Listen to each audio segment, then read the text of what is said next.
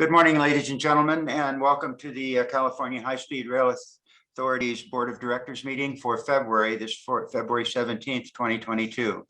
Thank you for joining us. Before we get started into the meeting, we'll first call it to order and ask our secretary to please call the roll. Thank you, Mr. Chairman. Director Shank. Present. Chair Richards. Here. Director Camacho. Present. Vice Chair Miller. Here. Assembly Member Arambula. Present. Director Perea. Here. Director Guillemette. Present. Director Escutia. Here. Director Williams. Here. Director Pena. Here. Senator Gonzalez. Mr. Chairman, we have a quorum. Thank you, Mr. Secretary. And can we bring the flag up, please?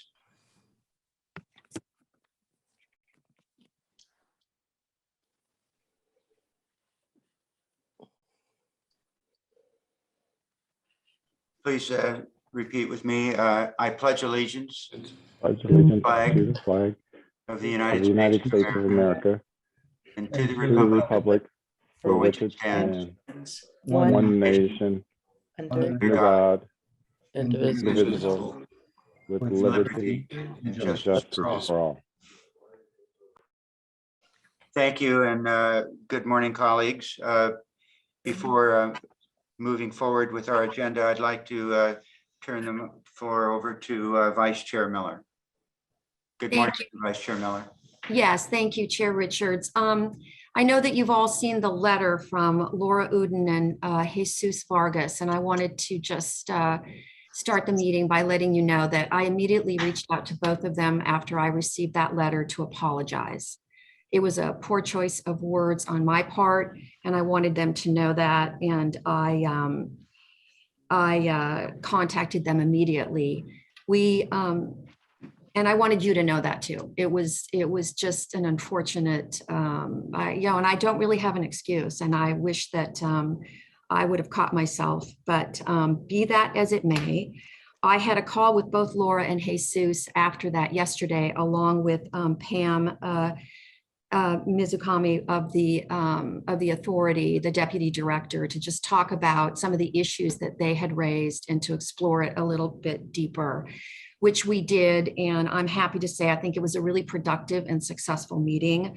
I am going to attend the BAC next week, and we're going to talk through some of the issues with them. And staff, obviously before my prompting, has been working with them a lot, and Brian as well, as I know our chair has, and I think Ernie as well. So I just wanted to make my apology public in this meeting so that you know that I feel that way, and hopefully we'll move forward in a better position. At least I pledge to do that. So thanks very much, Chair Richards, for giving me this opportunity.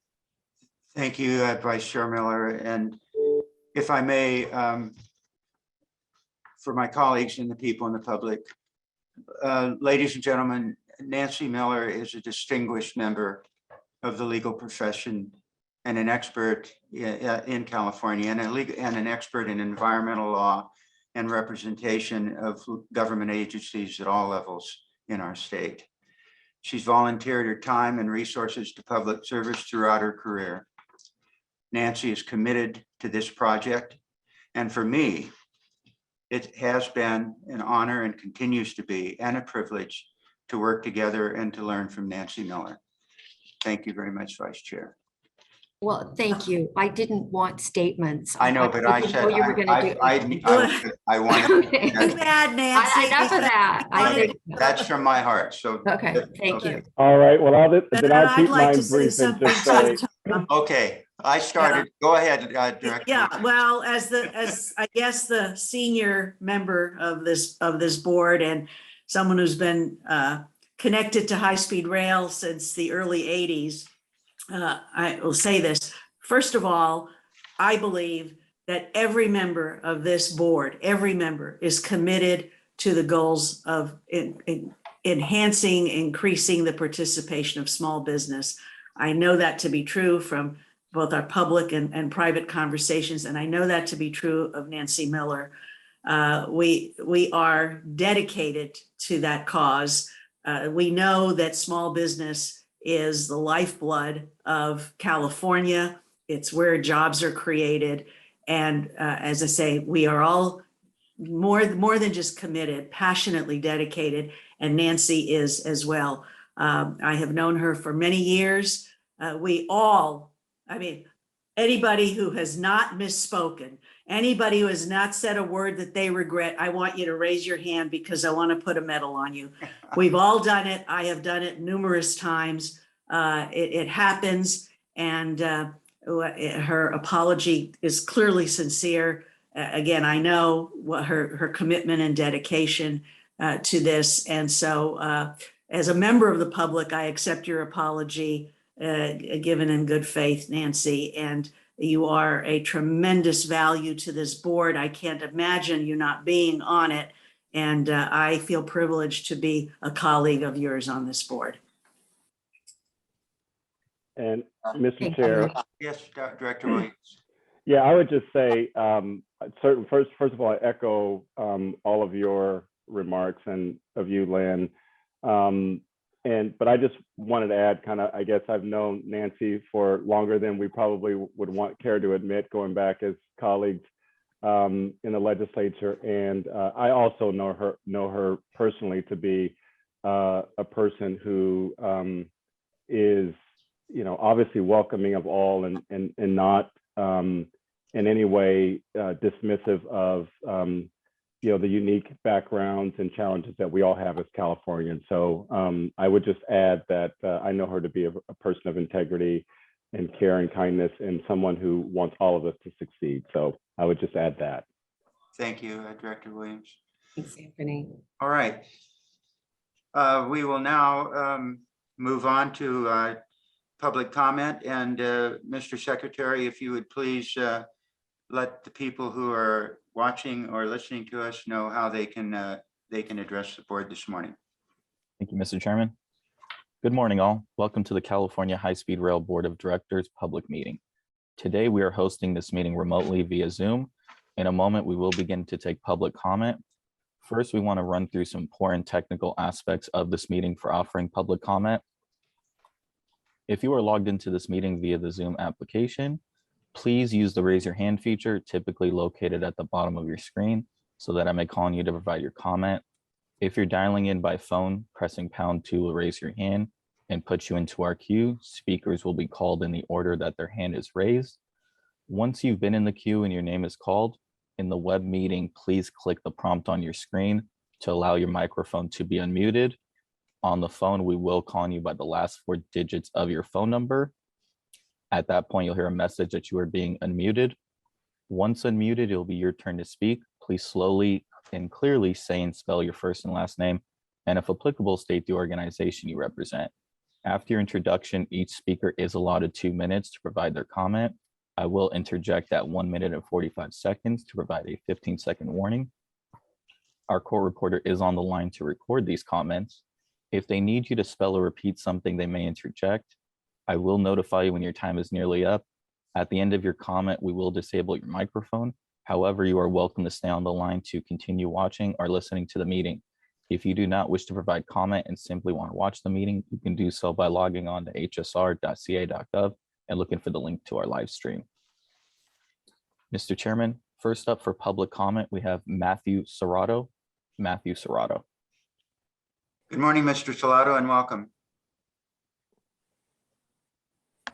All right, good morning, everybody. Matthew Serrato, M-A-T-T-H-E-W, S-E-R-R-A-T-T-O, Mayor, City of Merced. I'm just here again, wish everybody a good morning and remind that the City of Merced stands in support of this project. We're a willing partner, have been, and we're committed to a real constructive process and a great partnership and a project that benefits the entire state. So when it comes to so many goals such as vehicle mile travel reduction, climate change, or valley-to-valley connection, Yosemite travel, all kinds of things. I mean, this is an infrastructure project that could really benefit and provide a backbone for growth for generations for not just Merced and the Central Valley, but the entire 99 corridor, one of the fastest growing regions in the state. So just wanted to lend our support and reiterate our partnership. And I'm excited to help partner with you guys on this. Thank you. Thank you for joining us again, Mayor. Mr. Chairman, next up for public comment, we have Leanne Eager. Leanne Eager. Good morning, Ms. Eager, who's now the chair of the California Transportation Commission. Yes, thank you, Chair Richards. I'm looking forward to working closely with you in that role. Today, I'm calling in as President and CEO of the Fresno County EDC, but it's hard to take off your hats and switch from one to the other. So this will be all inclusive. I'm calling in to support the draft business plan. I really want to thank you all for your transparency. In this day and age, being transparent is always difficult, and this business plan certainly does that. It tells us where we need to go, it tells us how to get there, and it tells us the ups and downs of how we got here. So I just want to let you know how much I really appreciate that. I think most of you on this dais know that I have been a supporter of this project for over a decade, and my support of the project has never waned. And that's because I have always seen what this can do for the Central Valley of California particularly, but for the state of California. As I travel around the world and I see what transportation projects have done for the areas that they're in, I know this is something that's really needed. And I hope you let me at this time give a really special thank you to Director Schenk. You have been there for the ups, the downs, the ins, the outs, and you have never fallen back and said, oh, this is too tough for me. You have continued to fight the good fight for as long as I can remember. So thank you so much, and we'll continue to fight this fight together. Thank you. Thank you, Leanne. Mr. Chairman, next up for public comment, we have Marie Campbell. Marie Campbell. Good morning. Good morning, Ms. Campbell. Good morning. Thank you for the opportunity to speak this morning. My name is Marie, M-A-R-I-E, Campbell, C-A-M-P-B-E-L-L, and I am the Chief Executive Officer for a minority and woman-owned business, Sappho's Environmental, Inc. We have had the pleasure of being deployed on the California High-Speed Rail project since 2017. We currently are providing 30 to 50 staff working in various offices on construction packages 1, 2, 3, and 4. I understand that as a small business, having an opportunity to work on California high-speed rail is an honor, and many others have struggled to find their place within the team. I wanted to share with you this morning that I believe that anyone who provides quality services should continue to go through the process. It can be a daunting process. There are a lot of businesses in California, but I will share with you some comments that I was asked to share recently in preparation for Women's History Month next month. The question I was asked is, what advice would you give to other females in the construction industry? And I think this applies to other minorities in the construction industry as well. And my answer would be, do your job to the best of your ability. As an Hispanic woman, I have repeatedly been able to overcome the misperceptions of others based on biases and prejudices of others based on race and gender by providing quality work and services. In the end, humans are hardwired to win, to survive. And it's the easiest to survive with quality team members. 15 seconds remaining. Thank you. No one wants to be on a team with poor performers, irrespective of race, gender, religion, political affiliation, or sexual orientation. You will win if you provide quality work. Wishing you all the best in your endeavors. Over the 2-minute time and limit. inspire others. Thank you. Thank you, Ms. Campbell, and congratulations. Mr. Chairman, next up for public comment, we have Laura Uden. Laura Uden. Good morning, Ms. Eden. Ms. Eden is the chair of the Business Advisory Board for the California High-Speed Rail Authority. So welcome. Thank you. And I'd like to start by thanking Director Miller for her comments and her agreement to participate in our meetings going forward. We view that as a very positive step. I'd like to talk today specifically about the conflict of interest policy again. I want to say small businesses support this project, but for us to be able to do that fully, we have to be able to participate. I've had a history of communications with the HSR legal team and the board. I sent a letter after my last communication at the February 1st board meeting. I'd like to get that entered into the minutes if it hasn't been already.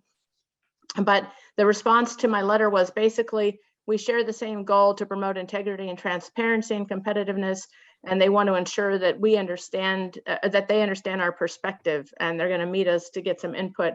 While all of that is good, it's only going to help if it's going to result in some changes to the implementation approach that is currently conflicting out the subcontractors under Jacobs and Sinair as an example, where the prime has been conflicted out and all subs without consideration of their scope. I understand they may be working on this, but we don't have any evidence yet that any of that is going to change. So I'm concerned about that. I'd like to talk about my concerns about the mitigation approach. As I say, small businesses under primes that have worked previously on, I was expecting to hear from them that small businesses under primes that have worked previously on contracts will either be conflicted out, or they'll will work on mitigations, or we'll take them on a case-by-case basis. I didn't get any of that kind of response to my letter, so there was no actual detailed response. It was a very vague and high-level response. The policy talks about the importance of balancing goals to not unnecessarily restrict the pool of proposers. FTA guidance actually allows for conflicts to exist. It says when a recipient has done all that can 15 reasonably seconds remaining. be done to avoid, neutralize, or mitigate a real or apparent conflict of interest, and it's still in the best interest of the recipient to proceed, they can do so if they document the decision. This is FTA best practices procurement manual. I would suggest that we take an approach that leans Over much the more 2-minute heavily time on limit. participation. Excuse me, Tom, could we allow Ms. Uden to finish her comments? Yes, we are. We're doing. Thank you. Thank Thank you. Thank you. I would like to ask that we lean much more heavily on the side that allows participation, and also suggest a solution that might involve high-speed rail management and engineering staff in the mitigation discussions, instead of making it the decision of the legal team with no right of appeal. I'd like you to consider these issues in your votes on the RFQs today, as I think this is still all in flux with no evidence that mitigations are going to work, and it's going to impact a lot of small businesses if it goes forward as it is. Thank you very much. Thank you.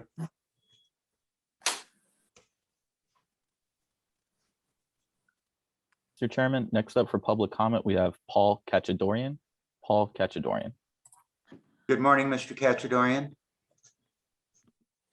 Good morning. Thank you so much for the time. I'd like to address my support for the draft, and I would like to also speak on behalf of small business and disabled veteran-owned businesses. I'm both.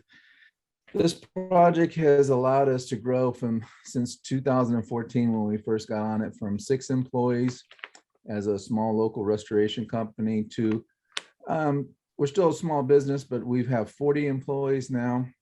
And in our expansion, 85% of our employees that we have added have all come from the NEO program or from EDC programs, Second Chance, where we've gotten people who on public assistance, given them good jobs in the union. And it's worked out really good for us. It's worked out really good for these people with these opportunities. Some of them who were on public assistance prior are now homeowners and very successful, and they're just doing a great job for me. And as this program funding expands and allows us to hire more, we're going to continue with reaching out to people who need jobs in these capacities, and give more opportunities to people who need help. Not only that, this program has also allowed us to expand to the point where we're increasing our bonding level to where we can, it's like a seed job where we're able to, now we're building police stations and fire stations and part of schools in Fresno, health clinics. Our company would never have those opportunities without the 15 high-speed seconds rail. remaining. I support the high-speed rail. It's been a wonderful addition to California needs it. And it's the whole program has just worked out great for this small and disabled veteran-owned business. Thank you so much. Thank you, and we're happy to have you on board. Mr. Chairman, next up for public comment, we have Blair Beekman. Blair Beekman. Good morning, Mr. Fugman. Hi, Blair Beekman here. I spoke at the Finance Committee meeting this morning. Just kind of the same thing, what I said at that meeting. I'm new to the process. I'm trying to understand ideas of clarity for the process. I feel the high-speed rail from LA to Sacramento should still always be considered an important concept for ourselves. And I think in order to purchase land, either from Merced to Sacramento through Turlock or through Tracy, I think it presents an idea of just more open available land, especially going through the Tracy area and then into Stockton and into Sacramento. It's from there with easier land purchases that you can consider the ideas of a secondary BART tracks from Dublin into Tracy, or perhaps secondary BART tracks from Antioch into Sacramento to consider light rail help.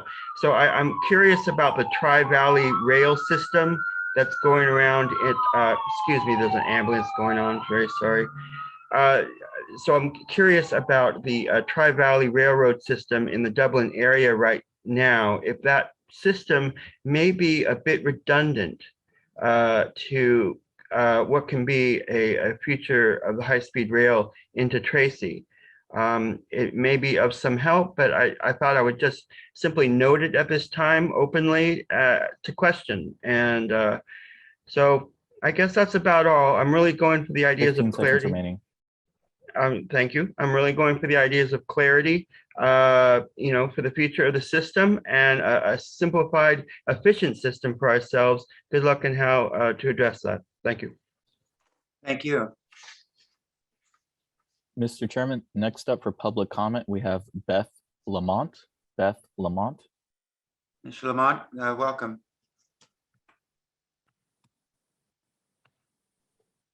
Hello.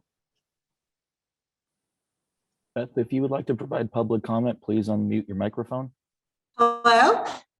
Yes, hi, we hear you now. Welcome. Okay, sorry about that. Hi, thank you for having me today. I just wanted to say my name is Elizabeth Lamont, and I work for West Coast Drilling. We're a drilling contractor, and we're drilling the piers for the supports for the high-speed rail. We've been on the project through other contractors as a sub, and we've recently started working directly with the high-speed rail.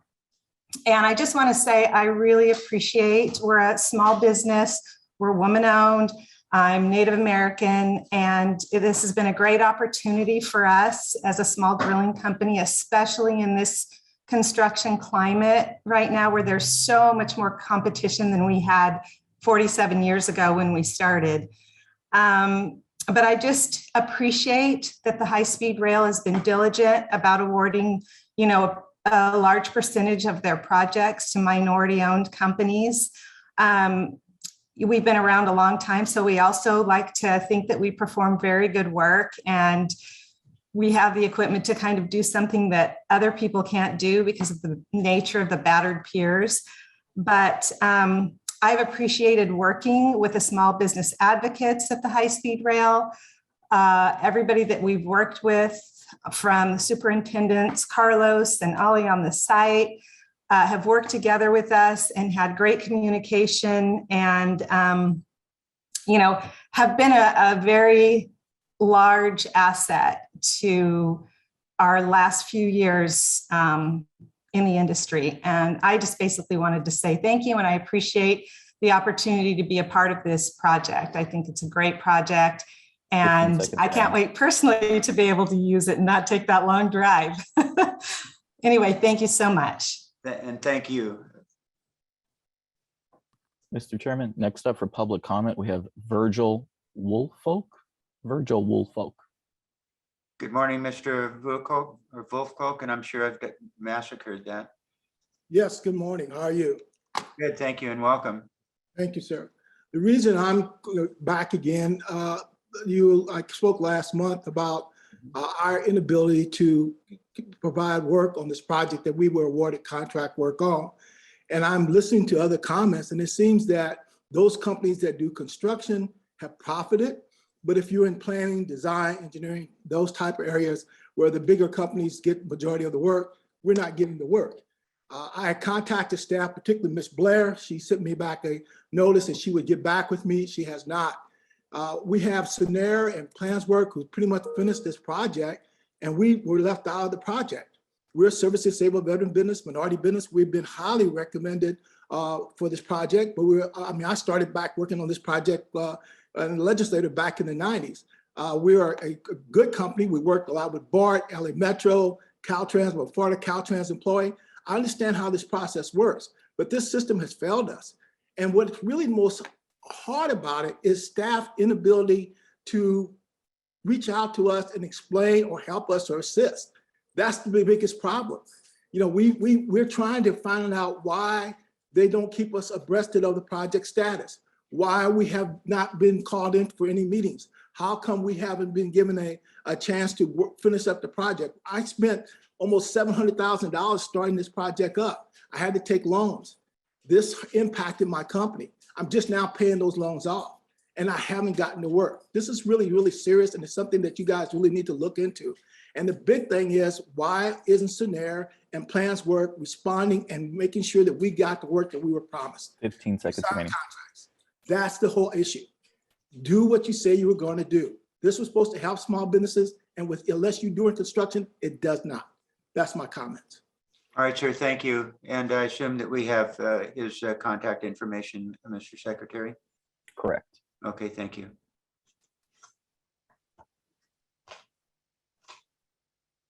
Mr. Chair, next up for public comment, we have Matt Cremens. Matt Cremens. Good morning, Mr. Cremens. Thank you, Mr. Chairman and members of the board. Matt Cremens here on behalf of the California Nevada Conference of Operating Engineers. We're happy to be here today in support of agenda items 4 and 5, which will start the process of procuring design work that we feel is crucial to the completion of this project. Our organization has recognized the tremendous amount of progress made by the authority over the past 3 years, including making major headway on essential design work, over tripling the number of structures under construction, and nearly doubling the miles of guideways that's been open for work. Given this progress and what it means for our members and our apprentices who are contributing to this project, we'd like to sincerely thank the board for all their hard work, and we would sincerely appreciate your support of items 4 and 5. Thank you very much. Thank you, sir. Mr. Chairman, next up for public comment, we have Tate Baugh. Tate Baugh. Good morning, Ms. Bach. Hi, it has been an honor for me to speak. Tate, I'm sorry. Can you hear me? Yes, I do. I stepped all over you. I welcome aboard, Mr. Baugh. All right. Hi, I'm making a public comment about regarding the high-speed rail stations, and I'm going to try to make it short as quick as I can. One, I heard there will be a bus route from the high-speed rail station in Bakersfield to somewhere in Southern California until the phase 1 extension from Bakersfield to Anaheim opens. And I'm just trying to understand where exactly this bus route is going to end at in Southern California from the high-speed rail station in Bakersfield. And 2, I'm also trying to ask as a recommendation that there should be also a bus route that will provide passenger service from the high-speed rail station in Bakersfield to Mammoth Lakes, because the Eastern Sierra Transit Public Authority provides service from Mammoth Lakes to Southern California on weekdays only, and it's not fair. And people who are in Mammoth Lakes may need access to the high-speed rail station, because I found out the purple route of the Eastern Sierra Transit Authority operates every day, including holidays, which includes year-round. And then last but not least, which is number 3, I'm also recommending there should also be a bus route that will provide service temporarily, which is seasonal, from the Merced high-speed rail station to Yosemite National Park from Thanksgiving Day through Easter Sunday. And that is all I have. Thank you, Mr. Baugh.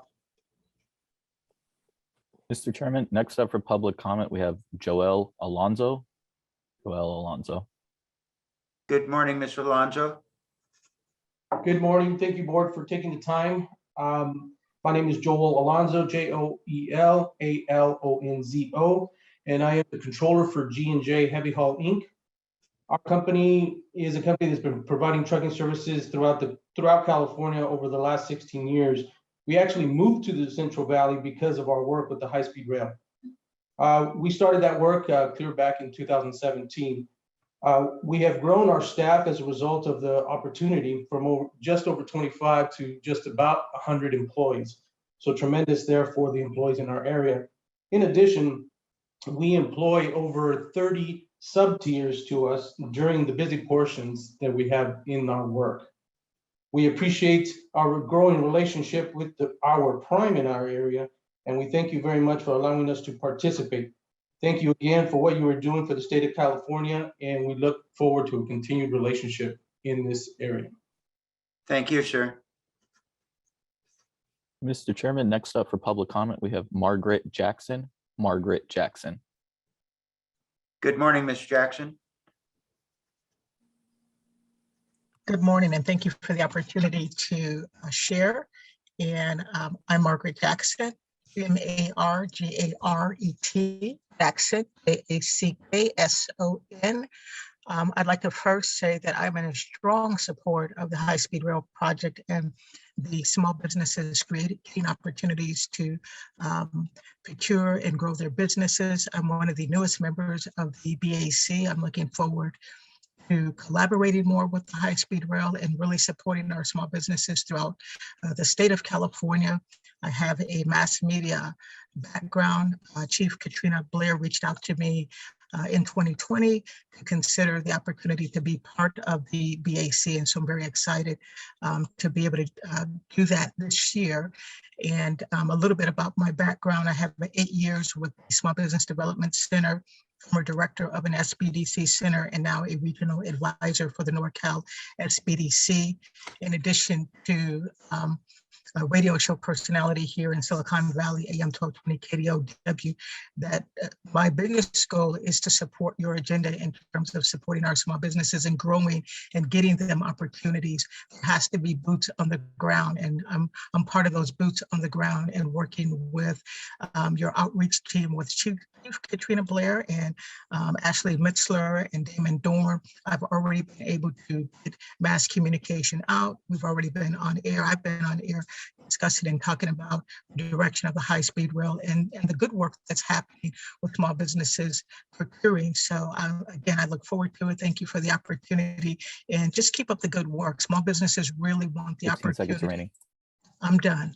Thank you very much. Thanks for joining us. Mr. Chairman, next up for public comment, we have Jonathan Powell. Jonathan Powell. Hi. Mr. Powell, welcome. Hi.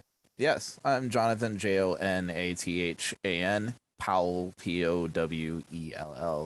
I want to voice my support for high-speed rail, and I want to appreciate the work the authority is doing by paving the way and bringing high-speed trains to California as soon as possible.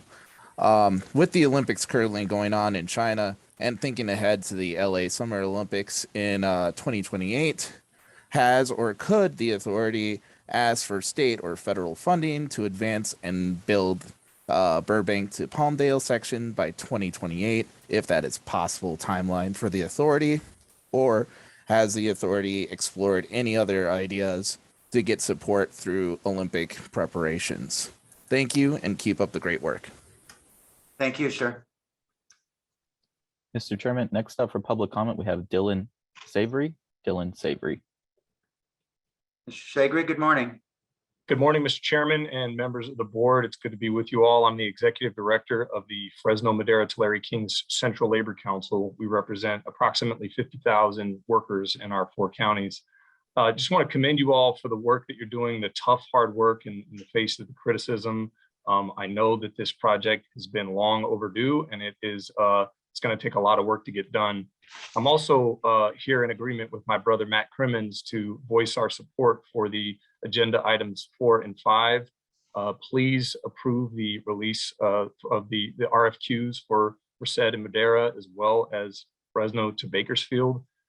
Again, keep in line. Everything you're doing is great. There's obviously some concerns with some small business owners, and we trust that you will get some of those things done, some of the other callers today, but Ultimately, you're making great progress. I want to give a special shout out to Mr. Perea as well as Mr. Arambula for helping keep Fresno as the center point of the discussions and making this project happen here locally. Thank you for your time. Thank you. Mr. Chairman, next up for public comment, we have Jake Wood. Jake Wood. Good morning, Mr. Wood. Morning, Mr. Chairman and members of the board. First off, happy Thursday to y'all. And thank you for letting me have the time. My name is Jake Wood, Jakewood, and I'm here on behalf of the Operating Engineers Local 12. Like my other brothers said, I'm here in support for agenda items number 4 and 5, which are crucial to the completion of this project. The progress that the authority has made over the past 3 years is nothing short of amazing and encouraging for the future.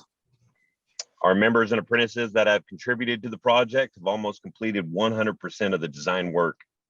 And with that experience and training gained during this time, we'll be moving forward more safely and efficiently with that knowledge. So we are ready to go. So with your approval of items 4 and 5, we can keep this project moving forward and into the future. So thank you again for your time, and please, everybody stay safe. Thank you, sir. Mr. Chairman, next up for public comment, we have Charles Lavery. Charles Lavery. Good morning, sir. Yeah, good morning. Thank you guys all for your public service. I appreciate that. I am here on behalf of the Operating Engineers Local 3. I'm also a member of the Citizens Advisory Committee for the Trans-Bay Terminal in San Francisco for the past 6 years. And I'm here to voice support for agenda items 4 and 5, which are part of the procural processes that will be crucial to the completion of the project, of this historic and climate mitigation project. We're proud and encouraged by the progress you have made over the past 3 years, including completing almost 100% of the design work and increasing the number of structures under construction from 19 to 66, doubling the number of miles of guideway open for work, and putting hundreds of operating engineers to work and thousands of Californians. Given this progress and what it means for our members and apprentices, we're proud to be here in strong support and would encourage your approvals of items 4 and 5. Thank you. Thank you. Mr. Chairman, next up for public comment, we have Laura Robbins. Laura Robbins. Good morning, Ms. Robbins. Good morning. Welcome. Good morning. Thank you. My name is Laura Robbins, and I am part of S2 Engineering, a small business construction management and materials testing firm based in Rancho Cucamonga, although there's 5 regional offices. S2 Engineering is actually a DBE, and we're working on construction package 4. And I wanted to say thank you, because the high-speed rail program has given us the opportunity to become part of this landmark project. And we are humbled and honored to contribute to the success of the program. In my role as the office manager on CP4 in Kern County, I can say I work with over 80 people from 14 different firms on this team, with large and small companies. And when I joined the team, I was the only S2 employee. Now there's 2 of us. And I've seen this be the case for several small businesses here. And I want to say thank you, because the way that the authority promotes this DBE and small business program has been wonderful for us and other firms. Thank you. Thank you, Ms. Robbins. Mr. Chair, next up for public comment, we have Darren Williams. Darren Williams. Morning, Mr. Williams. Good morning. My name is Darren Williams. I'm a business agent with the Operating Engineers Local 3. It's DARRINWILLIAMS. I come here today to voice how much I am in support of the high-speed rail. Specifically, I wish to highlight and point out agenda items 4 and 5. The request for qualifications for the Merced to Madera project section, as well as the Fresno to Bakersfield project section. In short and in closing, we should finish what we start. Thank you. Thank you, sir. Mr. Chairman, next up for public comment, we have Patrick Boileau. Patrick Boileau. Mr. Boyle, welcome. Good afternoon. My name is Patrick Boileau, Patrick-Boileau. I'm the Deputy Political Director with the Operating Engineers Local 3. Wanted to just express general support for the project. Thank you and all the other board members for all the diligent leadership you guys do with this project, and express support for agenda items 4 and 5, the expansions into Madera and Bakersfield. Thank you very much for your time. Thank you, sir. Mr. Chairman, next up for public comment, we have Chris Snyder. Chris Snyder. Good morning. Good morning. Chris Snyder, I'm the Political Director for the Operating Engineers Local 3 out of Alameda, and we're fully in support of agenda items 4 and 5. We have hundreds and hundreds of members out there, over 400 members out there working as we speak. We've actually had apprentices already come on, work the entire 4 years of their apprenticeship and journeyed out. And those folks are from the Valley.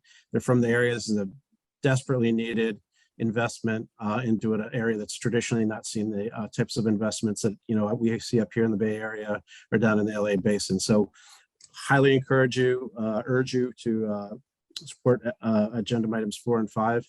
And I really thank you for your service and your time this morning. And we're here to support the project in any way we can: manpower, political action, boots on the ground. And we're giving the next generation of folks in that area not only a job, but a career. So thank you. Thank you, sir. Mr. Chairman, next up for public comment, we have Wyatt Meadows. Wyatt Meadows. Apologies for the mispronunciation. Thank you. Mr. Meadows, good morning. Good morning, Mr. Chairman and members of the board. Not a problem. Yes, it's Wyatt Meadows, WYATTMEADOWS. And I'm a district representative out of Fresno for the Operating Engineers Local Union number 3. And I'm here today to voice my support for agenda items 4 and 5 as well. I'm a firm believer that we're putting the right, we're putting people to work. We're getting people to, getting them to have a living wage. And we're creating opportunities for people that wouldn't have been there before. So I urge you guys to please complete what we started, and let's keep this thing going. Thank you. Thank you, sir. Mr. Chairman, next up for public comment, we have Deborah Roque. Deborah Roque. Good morning, Ms. Rowe. Oh, good morning. You guys said my name correctly. That's an honor. Very grateful to be here. Again, my name is Deborah Roque. I'm a newly appointed member of the California High-Speed Rail Business Advisory Council. And as a previous member of DGS Small Business Council, I'm very excited to work with the High-Speed Rail Authority to share my knowledge and best practices on how we advance small business initiatives on the DGS Council. As a small business owner who has held government contracts, I understand many of the barriers in entry government contracting. My firm assists with small businesses navigating the many processes involved preparing to successfully bid government projects. After reading the small business newsletter on LinkedIn, I was inspired by many of the success stories and felt though I had something to contribute to this project. And through my relationships with the small business community, I want to bring more qualified businesses to the numerous opportunities that exist with the high-speed rail. I'm looking forward to serving on the council and participating in the high-speed rail advancing the program, as I believe the program is a part of our core initiatives with my business CRA consultancy group, and we lead with inclusion and diversity. So with that, I want to tell you guys thank you. I'm very, very excited again to participate and help to be more inclusive and include some and help to solve some of these issues that some small businesses are having with the council. Thank you very That's much. it. Yes, thank you. And You're welcome welcome. back. Mr. Chairman, next up for public comment, we have Jesus Vargas. Jesus Vargas. Good morning, Mr. Vargas. Good morning, directors. I'm wishing you a happy Valentine's Day. I truly appreciate Director Miller's comments mentioned earlier and her commitment to collaborate with us and attend Business Advisory Council meetings. That's outstanding. I'm excited to see the 3 RFQs that are ready to be released, as well as an overview of the draft business plan. I do want to point to keeping in mind Laura Uden's comments, the Business Advisory Council's comments, which I will not repeat, and some of the small business comments that we heard here today while we're looking to refine these documents. The business advisory comments are intended to promote the support for all high-speed rail programs as they get launched across the country, and expand competition and offer improved participation for California businesses working on the California high-speed rail. I love trains. I love high-speed rail.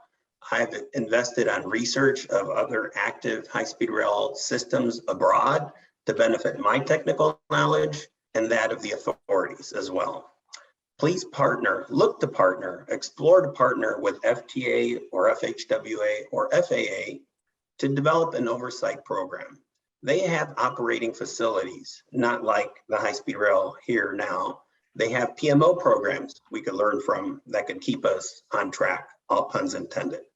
Keep in mind that our businesses are being seduced by many other public agencies that are flush with funds right now and have better small business practices. Use them as 15 benchmarks. seconds remaining. Use them as benchmarks to make California high-speed rail better. Thank you. Thanks, Mr. Vargas. Mr. Chairman, next up for public comment, we have Joe Giles. Joe Giles. Good morning, sir. Hey, good afternoon, members of the board. Joe Giles, Joegiles. I'm an organizer for Operating Engineers Local 3 here in Fresno, and I support the agenda items 4 and 5, and I'm fully in favor of the high-speed rail and looking forward to finishing what we started. Thank you, sir. Mr. Chairman, next up for public comment, we have Regina Marcos. Regina Marcos. Welcome, Ms. Marcos. Hi, thanks for letting me talk. It's Regina, Regina Marcos, Markos. I have Bubba's Water Truck Service. We provide dust control for DFJV in CP 1, 2, and 3. And we started actually our first time when we started working out there was June 2019. We worked for a sub for a little bit before in 2018, and then we started working directly for DFJD. It's been great for us. We had 1 truck, 1 employee working part-time in June 2019. Now we're up to 10 trucks and 13 employees. Not all of them are dust control. We do potable water as well for the drought program, the state drought program. And it's just been great working with DFJV. It's been great. It's provided us a way to even our employees that aren't Teamsters to be able to provide them with healthcare and starting retirements and just the things that bigger companies can do to be able to make their lives better. 2 of our employees, after 2 years working, have bought homes. They had never owned a home before. So that's pretty awesome. And I mean, us as a company, we've been able to move, into a shop and a yard and an office instead of working out of our home. And so, yeah, it's been wonderful. We appreciate the work. That's it. Thank you very much. Mr. Chairman, next up for public comment, we have Mitchell Bechtel. Mitchell Bechtel. Good morning, Mr. Bento.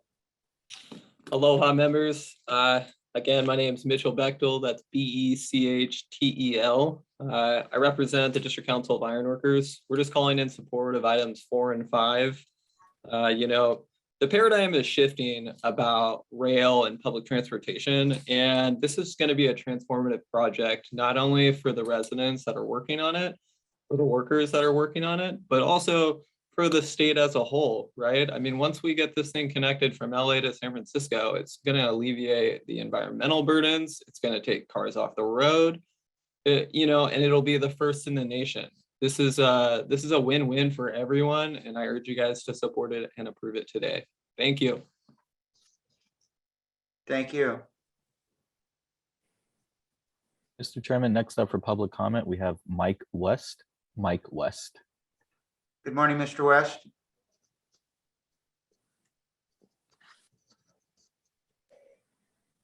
Hello. West. Good morning. Yes, Mike good morning. West here. MIKEWEST, and I'm calling on behalf of the nearly 500,000 members of the State Building and Construction Trades Council here in support of agenda items 4 and 5. We support the authority moving forward with the advanced design contracts into the cities of Merced and Bakersfield. Let's keep putting the men and women of the state building trades to work, building our nation's first high-speed rail. Thank you. Mr. Chairman, next up for public comment, we have Justin Bernard. Justin Bernard. Good morning, Mr. Bernard. Good morning. My name is Justin Barnard, JUSTIN BARNARD, and I'm a business agent with the operating engineers, and I am here to support agenda items 4 and 5. It's a great project. It's the right time to do it. Please, let's finish what we started. Thank you very much and have a great day. Thank you, sir. Mr. Chairman, next up for public comment, we have Sandy Burgam. Sandy Burgam. Good morning, sir. Thank you, Chair Richards. My name is Sandy Burgam. Sorry, Sandy. That's all right. SANDYBERGAM. And I'm the president of IWalk Inc. I want to thank you all for your energy and commitment to California and the small businesses of Californians. IWalk is a small women-owned business providing professional engineering, surveying, planning, and stormwater services to public and private sector clients. We hold small business and small business public works certifications for the Department of General Services and Women Business Enterprise certifications for the CPUC Supplier Clearinghouse.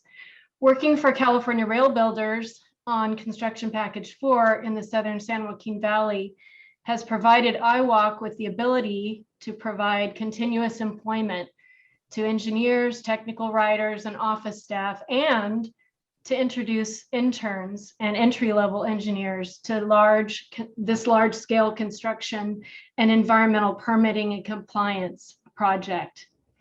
As a business owner, I've had the assurance of consistent cash flow, and it's enabled us to have modest growth in our numbers and major growth in hiring individuals who need a flexible work schedules. We hire both men and women, but many of whom, especially during the pandemic, needed time working remote schedules so that they could manage their families and commitments of caring for children. And working in this environment has enabled us to grow and help those individuals. The business team at CRB has both been knowledgeable and 15 friendly seconds remaining. and helped me to navigate the contract and insurance needs of a very complex project. So thank you for what you're doing to enable small businesses to continue working on this project. Thank you. Mr. Chairman, I'm going to briefly go over the instructions just to make sure everybody who wishes to provide public comment can.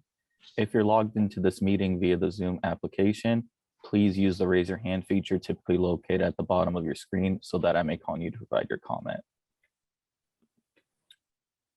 Mr. Chairman, we have up for public comment next, Keith Dunn. Keith Dunn. Good morning, sir.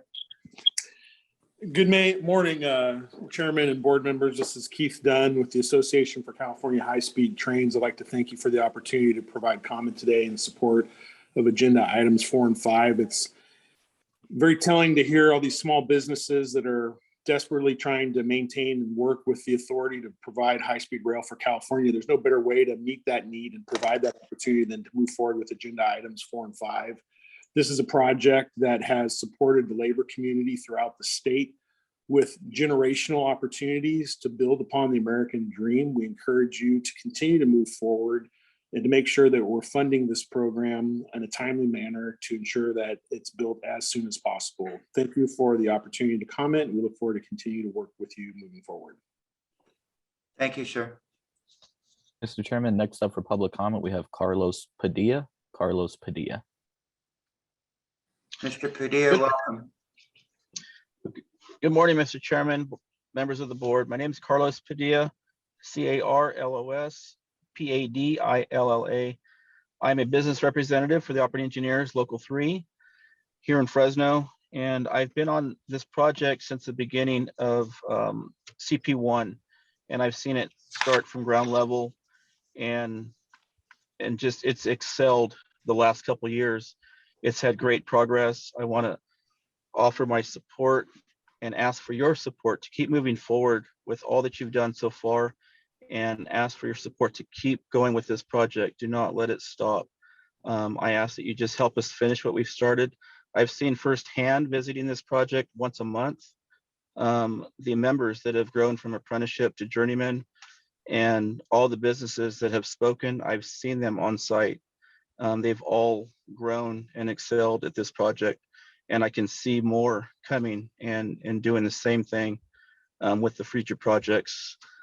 Please offer your support for items 4 and 5 on today's agenda. Thank you so much. Thank you, sir. Mr. Chairman, none of the attendees have motioned to raise their hand, and we have not had any new attendees join since the instructions have been provided. Thank you, Mr. Secretary.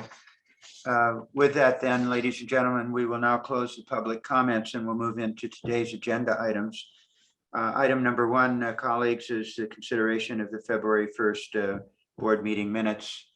Do we have a motion for approval? Motion approved. Director Prey, and a second Second. by Vice Chair Miller. Please call the roll. Wait, Mr. Chairman, I raised my hand because I have a Oh, question. I'm sorry, I didn't see your hand, Martha. Go ahead.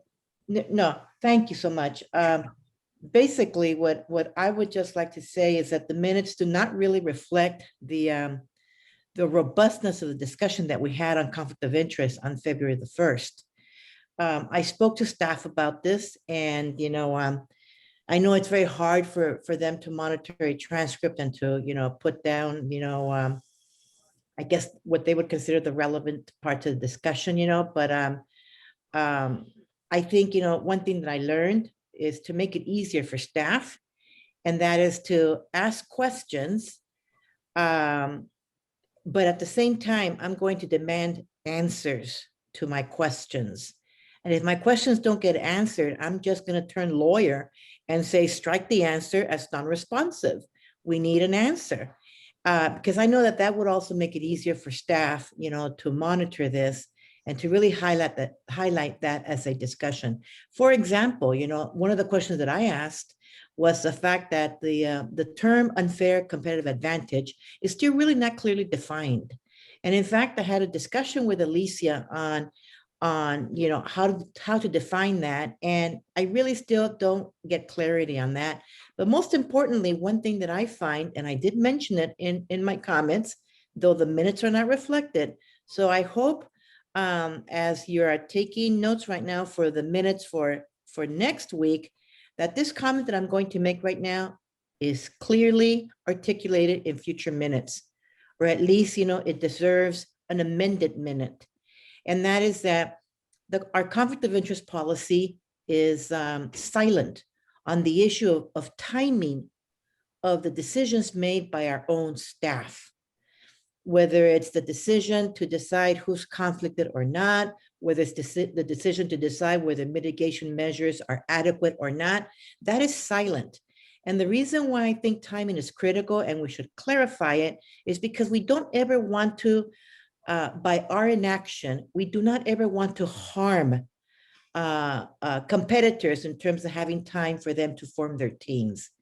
So I feel I'm going to abstain on this question of the minutes for the reason that I just articulated. Thank you, Mr. Chairman. Thank you, Director Scusia. All right, we do have a motion and a second. Secretary, please call the roll. Director Schenk, Yes. Chair Richards, Yes. Director Camacho, I will abstain for the same reason that Martha abstained. Vice Chair Miller, Yes. Director Perea, Yes. Director Gilmetti, Stan, I was not at the meeting. Director Williams, Aye. Director Pena. I believe you're muted, Director. I'm going to abstain for the same reasons.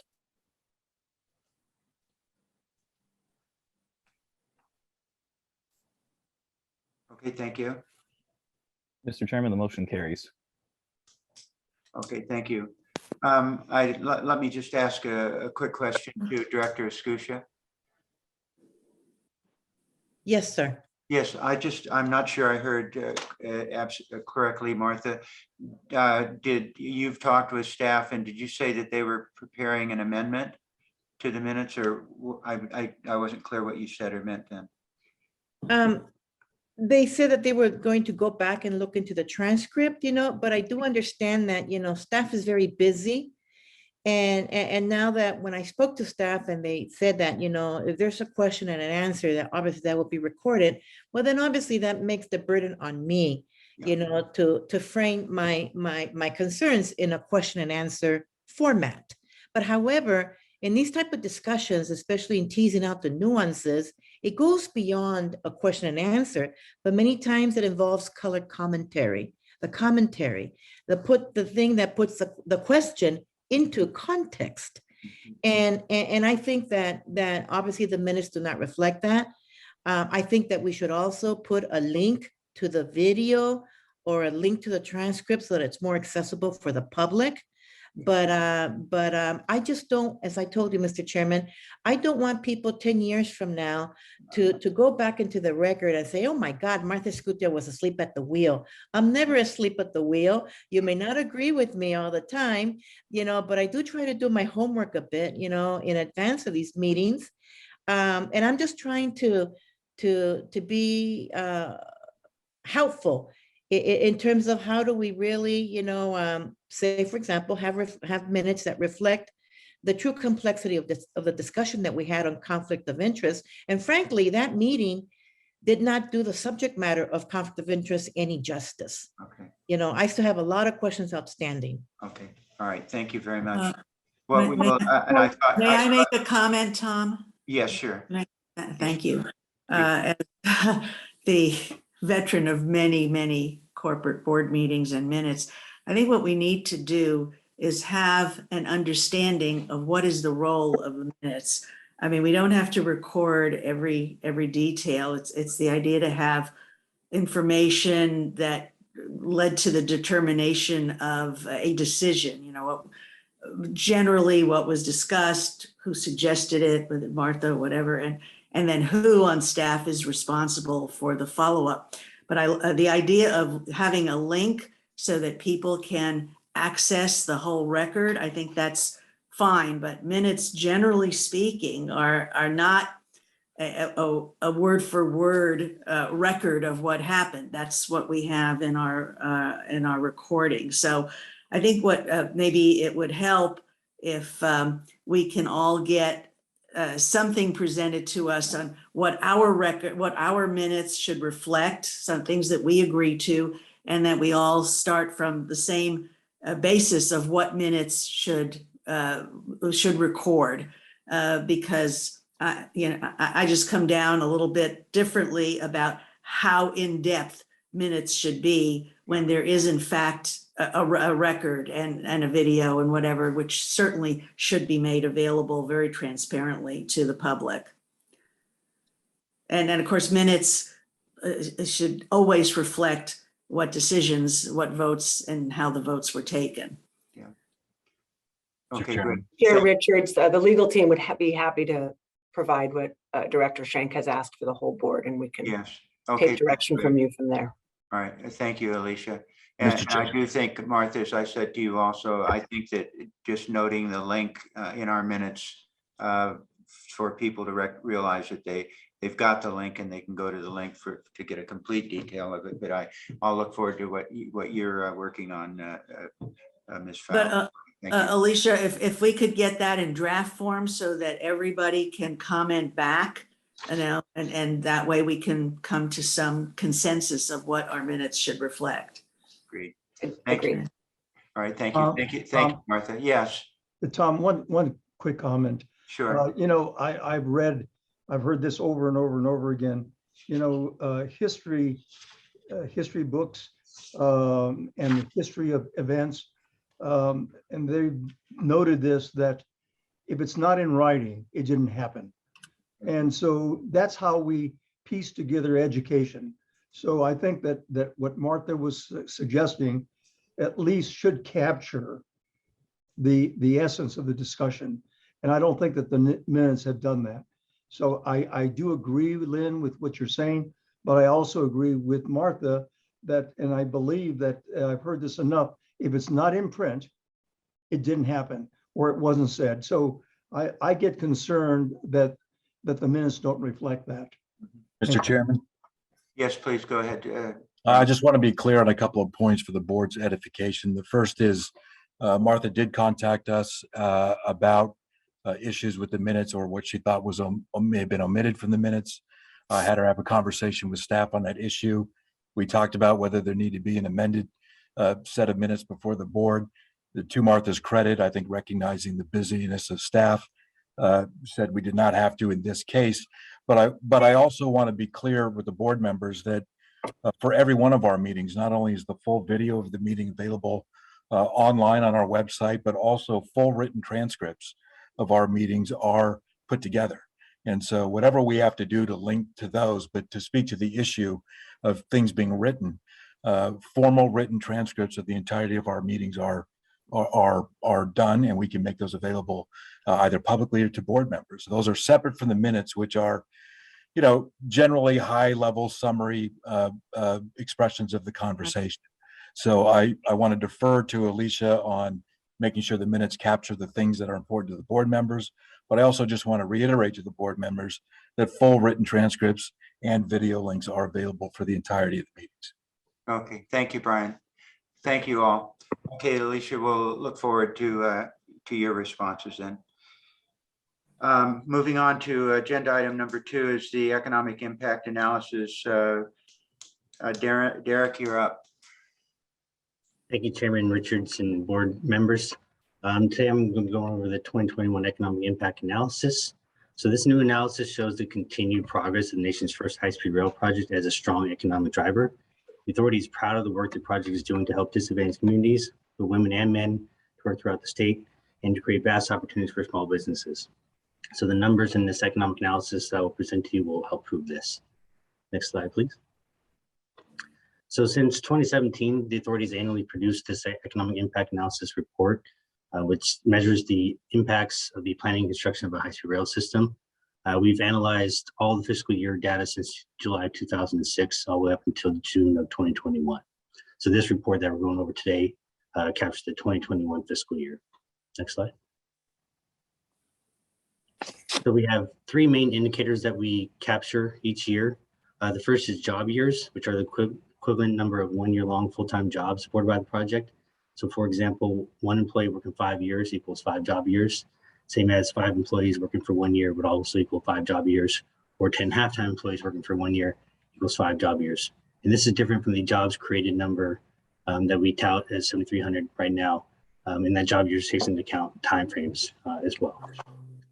The next indicator is labor income, which includes all forms of employment income, including compensation, your wages, benefits, and payroll taxes that firms or the high-speed rail pays to its employees, as well as income earned by self-employed workers or unincorporated sole proprietorships. And the final number, the large number, is the economic output, which is an estimate of value of all economic activity taking place as a result of high-speed rail expenditures. So a dollar invested in high-speed rail sparks several activities in addition to labor income, such as the purchase of goods and services, and then the value created from those activities. So that's essentially kind of like the authorities' benefit for the GDP of the state. Next slide. So how the economic impacts are calculated are accumulation of the economic effects. So there's 3 different effects that are taken into account. They're basically the ripple effects of the economy. So first effect is the direct effect, which is essentially generated by direct spending from the authority on the project, whether in its form of to our contractors or vendors or to our employees. Then you have indirect effects, which are the next step in the supply chain. I just think, There's no clarity on. So these impacts are dispersed among the industries that supply intermediate goods and services firms with direct impacts. So for example, if we pay our design build contractors and they purchase concrete or steel or supplies, that's an indirect effect. And finally, you have induced effects that result when income earned by direct and indirect employees is spent elsewhere in the economy. So for example, high-speed rail employees get paid by the high-speed rail. They use their salaries to purchase housing or groceries or retail or whatnot. And that's the example of the indirect effects. Next slide. So for this analysis, we review the contract level historical invoice data for the last 3 fiscal years to determine project spending by activity and geography. That's the main point of this analysis, is assigning our expenditures and our impacts where the expenditures occur. So by the geography, not just by the project segment. So we utilize an industry standard economic model, in this case, InPlan, to apply our economic multipliers to spending in order to determine those direct, indirect, and induced benefits to local, regional, and statewide economies. And we've been doing this report very similarly since 2017. And since then, we've had our peers review our methodologies and our outputs. And those include University of Pacific, Department of Finance, Department of Labor, and our peer review group. We've all gotten positive feedback from them, so we continue to tout their support.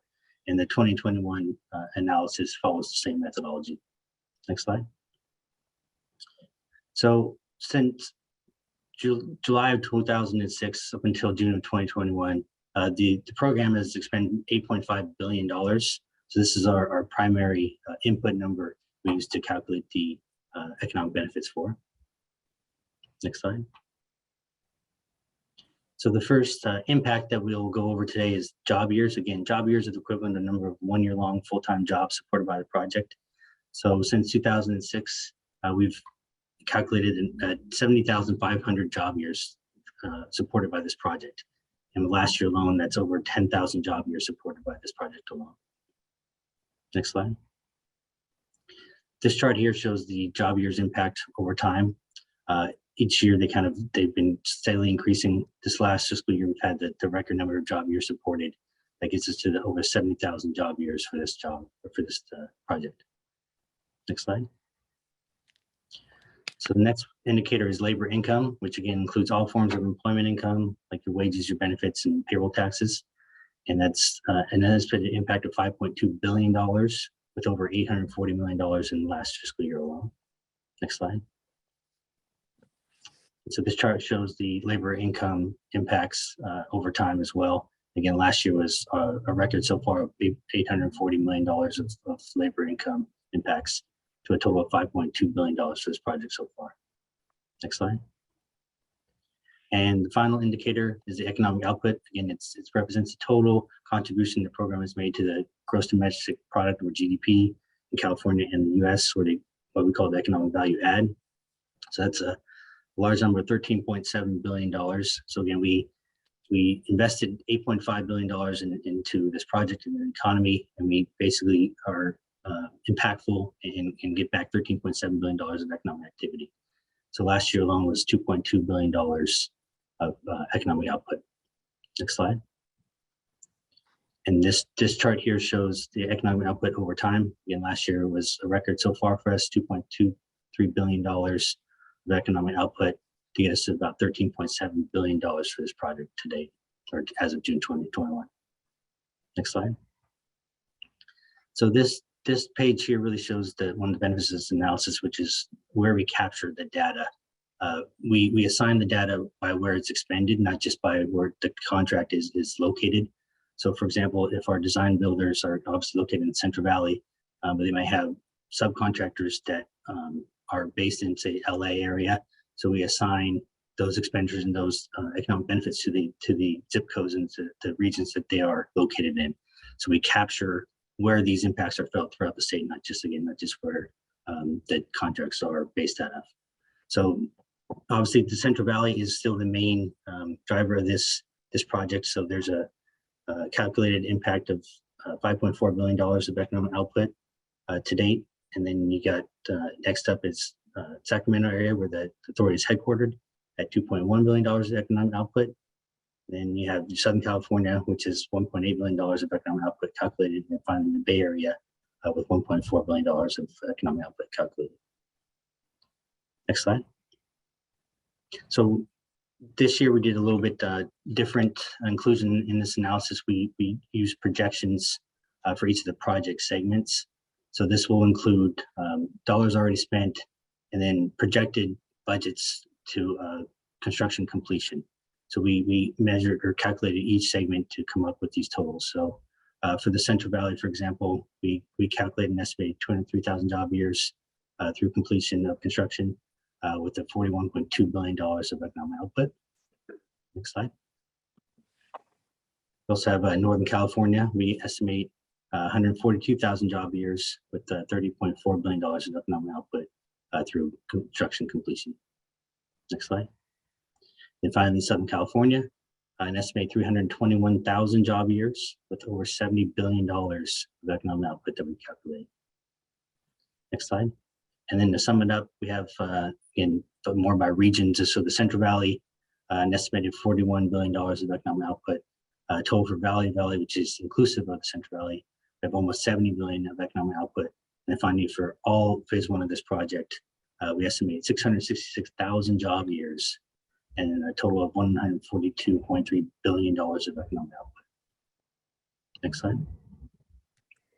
So that pretty much wraps up the analysis. The benefits of this investment of this project continue throughout the economy, particularly in the Central Valley, where over half of the project investment is incurred in designated disadvantaged communities. And we further support equity through our job training programs. We've generated $5.4 billion of economic activity in the Central Valley alone, which is an area that was obviously really hard hit by the last Great Recession. And just for example, in Fresno alone, we've helped to decrease the unemployment rate from a high of 17% in 2010 to 9.3% in 2021. So again, the investment in this project is felt throughout the state, especially in the hard hit areas. And final slide. Here's a link to a couple of our supporting documents. We have the technical supporting document, which is the full-on memo that describes our methodologies and outputs that we do each year for this report. And that's located on our website. We also have a 2-page fact sheet that you can view and look at that shows these numbers in kind of a easier to digest format. And finally, we have a full web page dedicated to the economic activity. And that's, you can link to it through our hsr.ca.gov website. Any questions? I don't have a question, but thank you for that. It was informative. Appreciate it. Thank you. Thank you, Vice Chair Miller. Any questions at all for the presentation and for Derek? Derek, good job. Thank you very much. Thank you. All right.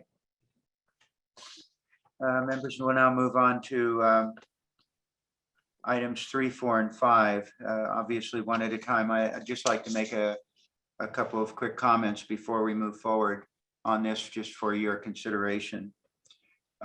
With regards to all of these 3 agenda items, as you know, these are all requests for qualification. The first being the program delivery support services, which is comparatively with the 3, it's obviously the most expansive in terms of scope. And the other 2 are certainly more limited, the Merced to Madera design, as well as in the Bakersfield Fresno EIR, but the locally generated alternative for Bakersfield, those are certainly more specific. So what I want you to just consider, first of all, I certainly support moving forward with all 3. What I'm concerned about is if we're going to have probably the area in which there might be the larger number of qualifications for conflicts of interest, it would likely be in the project delivery services contract. in which we would assume that there will be a large number of small businesses who are tying themselves or trying to be tied to teams or proposing on that RFQ. So if they get conflicted, not necessarily because of them, but perhaps because of the team they're on, by the time that they've been able to determine they're conflicted, there may not be an opportunity for them to participate on either 4 or 5, which probably would have a lesser likelihood in general for a conflict.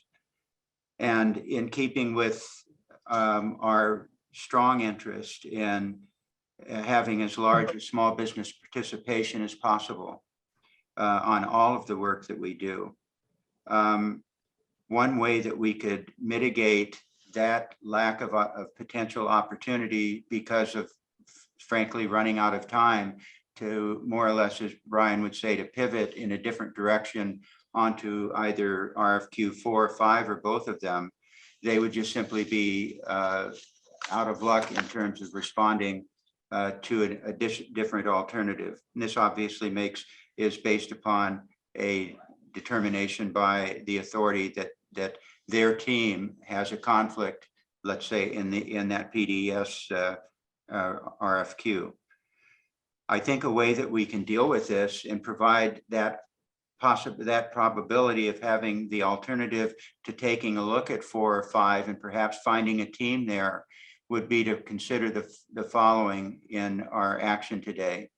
And that would be to approve all 3, if you're so inclined, but to delay the actual release of 4 and 5 for 30 days, which then during that 30-day period, anybody who's conflicted out of being participating in the PDS contract would have an opportunity to find a new team on 4 and or 5.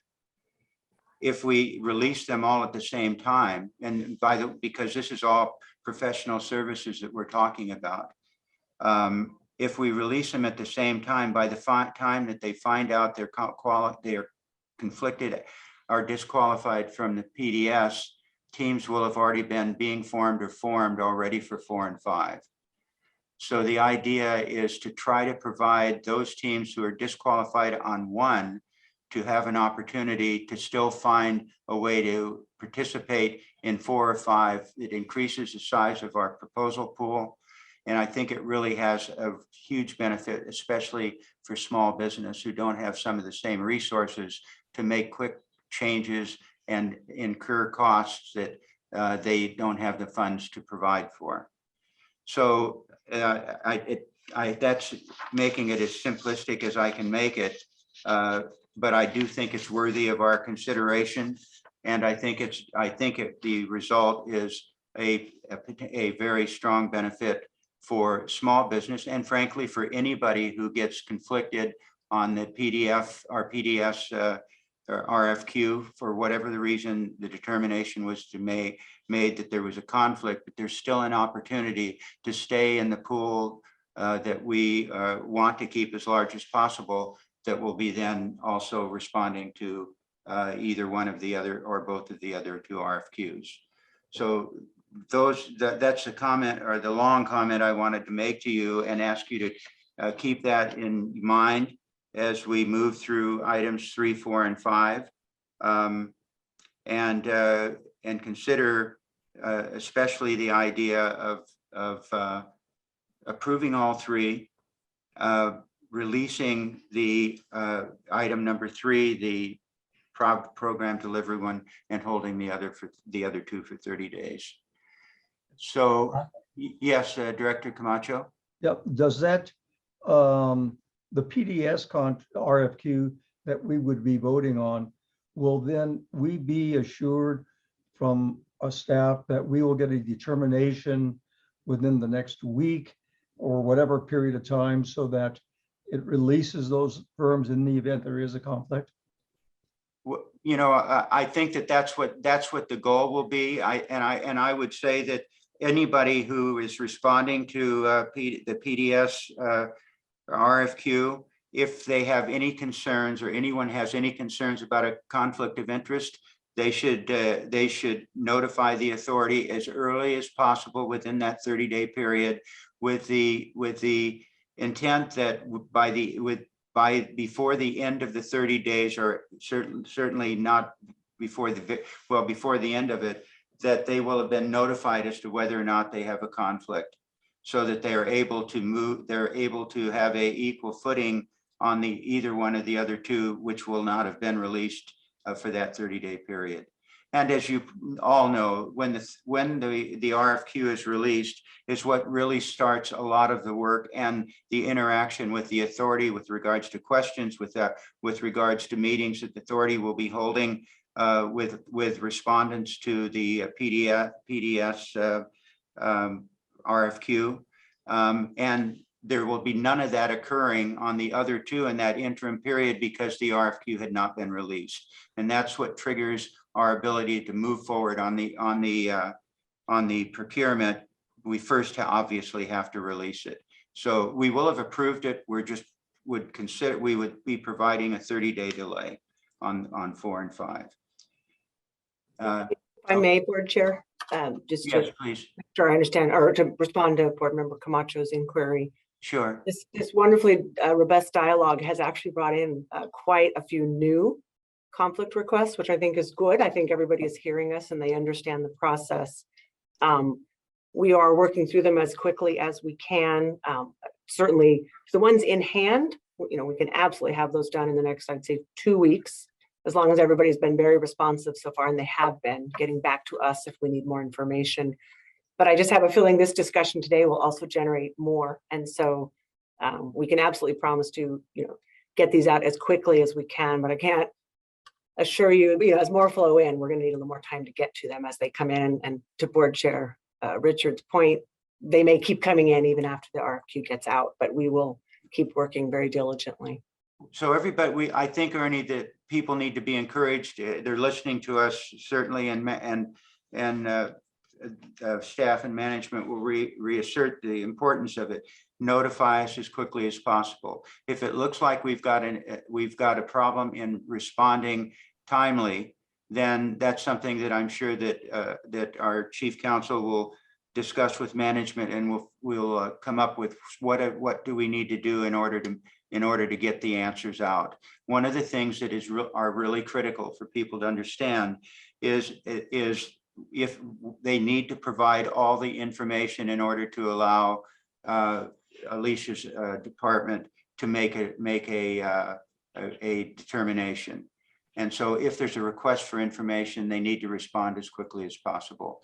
And I think that what we do is we see what this generates, but what the key to this is to keep as many people qualified in the pool to produce as large a response in terms of numbers of alternatives and numbers of people participating in our RFQ process. We wouldn't have this situation if we only had one RFQ coming out right now, but we've got all three of them, and the one that I think will generate a large number of subcontractors under the teams. It is likely to be the project delivery services RFQ. Mr. Chairman. Yes, Brian. No, as you consider this, I just wanted to comment one other thing that I think is important. Typically, this is not the first RFQ we've done, and we've applied conflict of interest review to all RFQs before.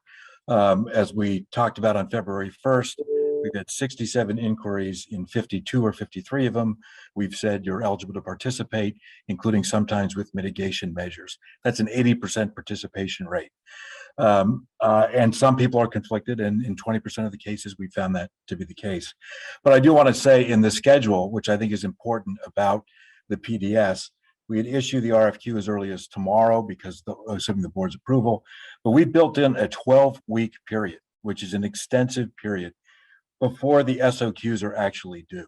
And I say that because in between the issuance and that time, we will have a pre-bid conference with businesses, including small businesses, on how we will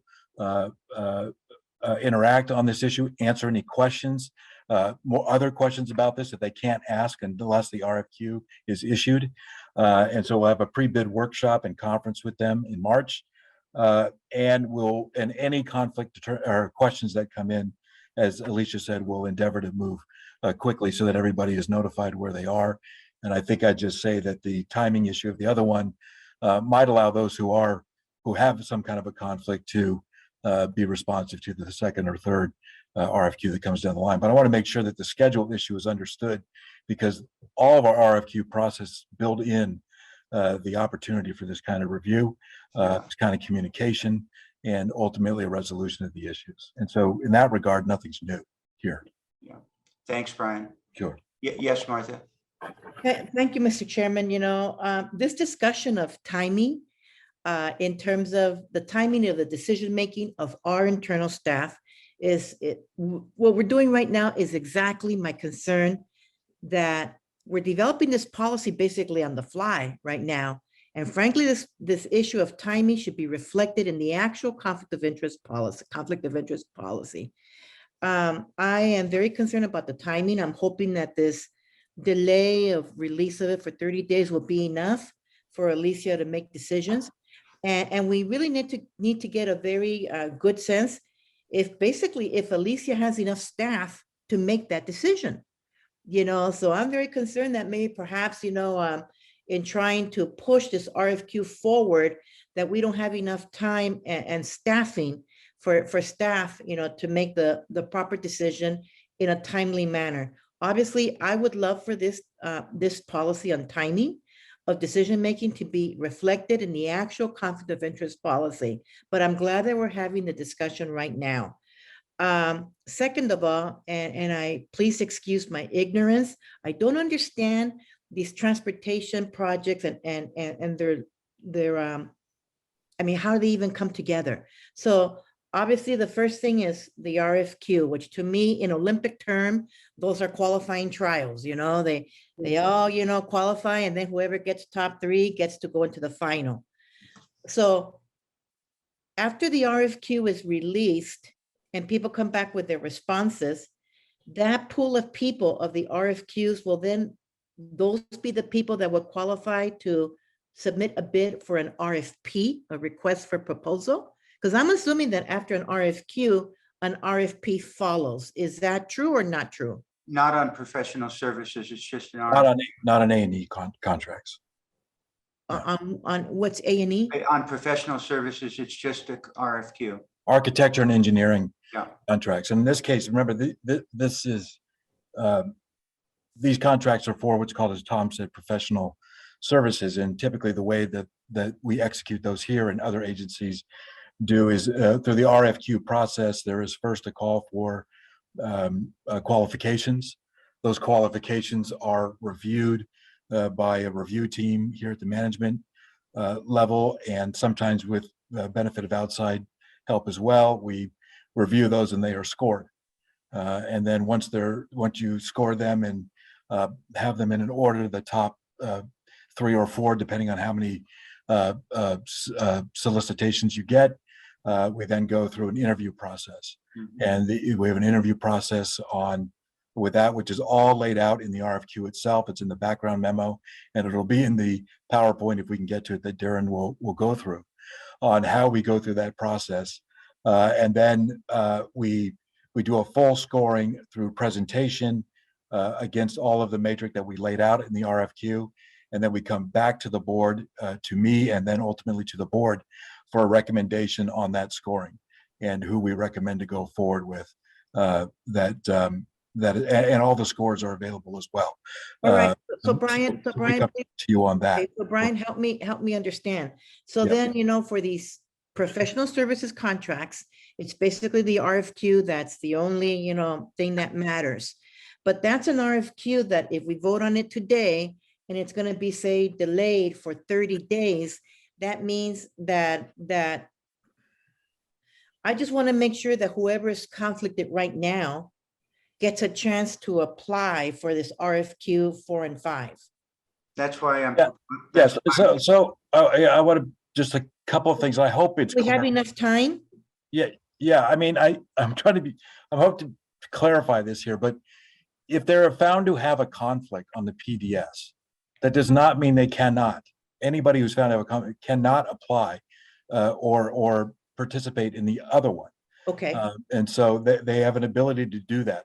What I would say to the board is we are mindful of this. We also, everybody wants a competitive, vibrant process. And so we built into our schedule on the first one, which would not be delayed, the PDS thing we would move immediately. But we built in a 12-week timeline before the SOQs come in so that people can work through any of the conflict issues they have. And actually, we put the draft out early so people can start asking our council about those issues and make some preliminary determinations.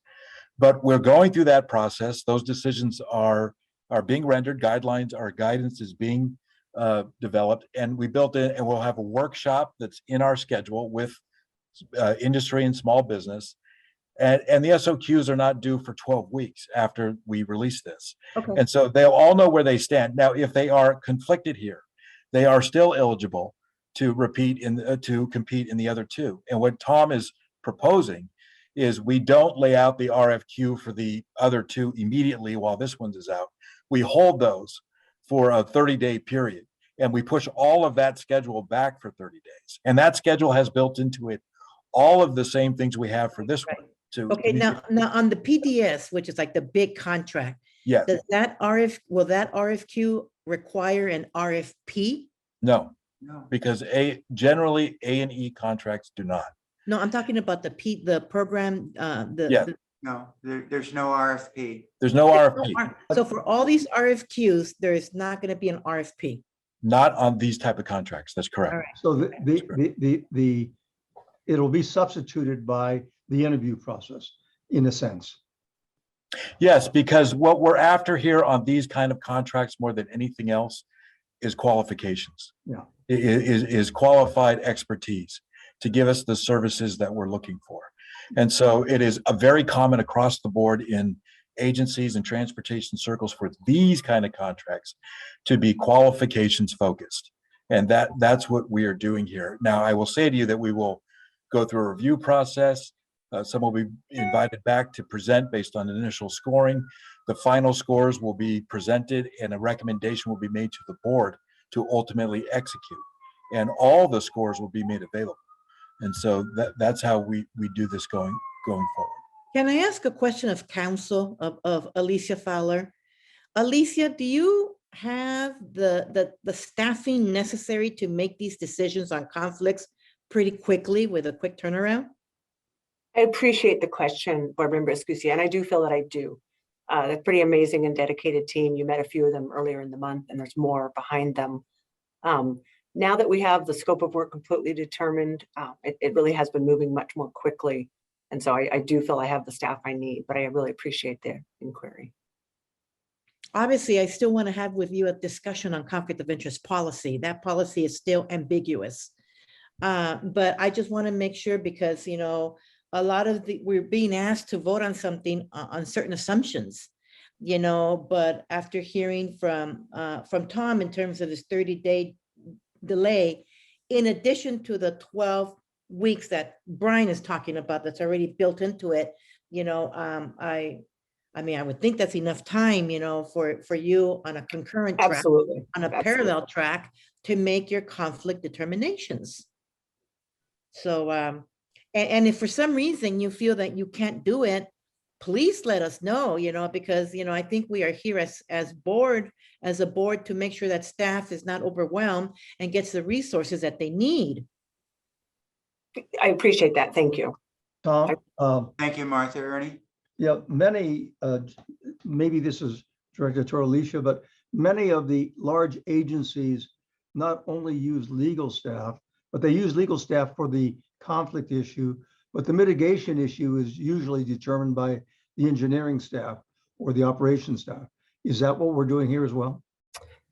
We are working with them. We absolutely don't want to make those sort of determinations in a vacuum. We sit down with the folks who will be actually handling the contract to make sure, you know, we understand from not just the proposer's side, but also from the internal folks here, what would work. So Yeah, yes, thank you. But I just wanted the board to realize that it's not all just the legal stuff that is doing, you may be doing the conflict issue, but the mitigation issue many times is handled by engineering and or operations. We work them in, absolutely. Thank you. Thank you, Ernie. Any other questions? Yeah, I have a I've got- question. okay, Yes, sorry. Margaret? Go ahead, Margaret. I have a question for Alicia. When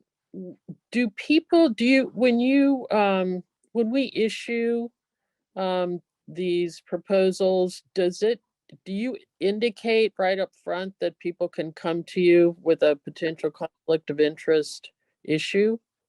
Yes. In any of the presentations that have been done thus far and in the documentation and the new presentations, they always give them the email site and the phone number to reach out to us on these. Okay, so they have that right up front. Yes. Okay, thank you. Any other questions or comments? I have one. If Yes, Vice Chair Miller. I'm just wondering if it's possible when we get to the actual motion, if we can add some of these points into our resolution as policy directives, right? Because we have to be a little bit careful here. But I have like 5 that I think we've been talking about, which is timely and robust responses to conflict questions. At the pre-bid conference, I'd like to see there be conflict staff available to answer questions that people may have, because that's where a lot of people call in. I do think we'd want to authorize, if we'd have to, additional staff if you need it. I mean, sometimes, other agencies might be available with lawyers, or even your outside counsel if you need to get something quick and you have an overwhelming number of requests, right? I don't know if we need to authorize that, but I think No, that's I have your part executive authorization to do that. Thank you. all right. And then when you get to mitigations issues, I agree with Ernie, and I think it was Martha that brought this up, is that that's not just a legal determination, it is an engineering, because you have to figure out exactly how you can separate some of the project specifics. And I don't know if I'm saying that very articulately, but that issue is one that was raised last month as well, or last week, whenever we had our last meeting. I don't know if that goes into a resolution or just our intent is enough, but I think we're all wanting to see that, because we've built a lot of, in the conflicts area, we've built up a group of small businesses, disabled veteran businesses, minority businesses. We don't want to lose that in this next process, right? Because we're now transitioning to kind of our next construction large phase. So to the extent that those people can be dealt with quickly in terms of potential conflicts, the better it's going to be for us, I think, and and I know everybody agrees with this. So I don't think that's a problem. I just don't know if it should be in an intent resolution when we're approving these, or just saying it is enough. So we just need your guidance on this, Alicia, on when we get to the point that we are making a motion here. Understood. And yeah, let me think on that. I always worry about opening ourselves up to protests we don't intend with language we're realizing would be used in a way we didn't intend. Yeah. But yeah, let me work on some of that. Okay. Tom, Yes. Shank. Thank you. Yeah, just reflecting on all this, I just want to, I guess, reiterate what I said early on, and that is the commitment of each of us, which I know is there, the sincere determination to make sure that small business can, in a practical way, be involved, and that the conflict situation, as Ernie and Martha have so well articulated it, is not such a roadblock, that to implementation. I listened carefully to Mr. Vargas, Ms. Uden, and there are some specifics in there that make a lot of sense. And so I hope that and not hope, but expect that in this time period that Brian Kelly discussed, that those all will be addressed and addressed in a timely manner. Margaret brought up something interesting, like where can people turn to express it? Well, we have an email, we have a phone number, but I want to add to what Vice Chair Miller so I think eloquently described that reflects, I think, all of us here, that we also have some time limits in responding to small business. I listened to the gentleman who said that he didn't get any response in his design proposal. That's just frankly not acceptable. And so it does go back to the issue of having enough staff to make sure that people get a response. They may not like the response, they might not like the answer, but they are deserving of the respect of getting an answer in a timely way. So I think I, for one, really appreciate this very robust discussion that we've all had. Everybody was very engaged and gave their best thoughts to this. I think that Alicia, Brian, and the staff have heard us. And I really look forward to this being a much better process because of it. Thank you, Director Shank, very much. All right, thank you all for your comments, and we'll now move forward with agenda item number 3, which is the request for approving the release of the request for qualifications for the Program Delivery Support Services contract. Tom, or Mr. Chair. Yes. Sorry, I just wanted to introduce Darren Kishiyama, if I could. Thank you. This is the presentation on the substantive elements of the PDS RFQ that would go out. Just a reminder for the board members, the PDS is the Program Delivery Support Services contract that we are distinguishing from what used to be called the RDP contract. The RDP contract was been in place with WSP as a partner since 2015. That was a longer contract and a bigger contract. What you'll see in the presentation from Darren going forward is that we are trying to be a little bit more targeted with this PDS one going forward.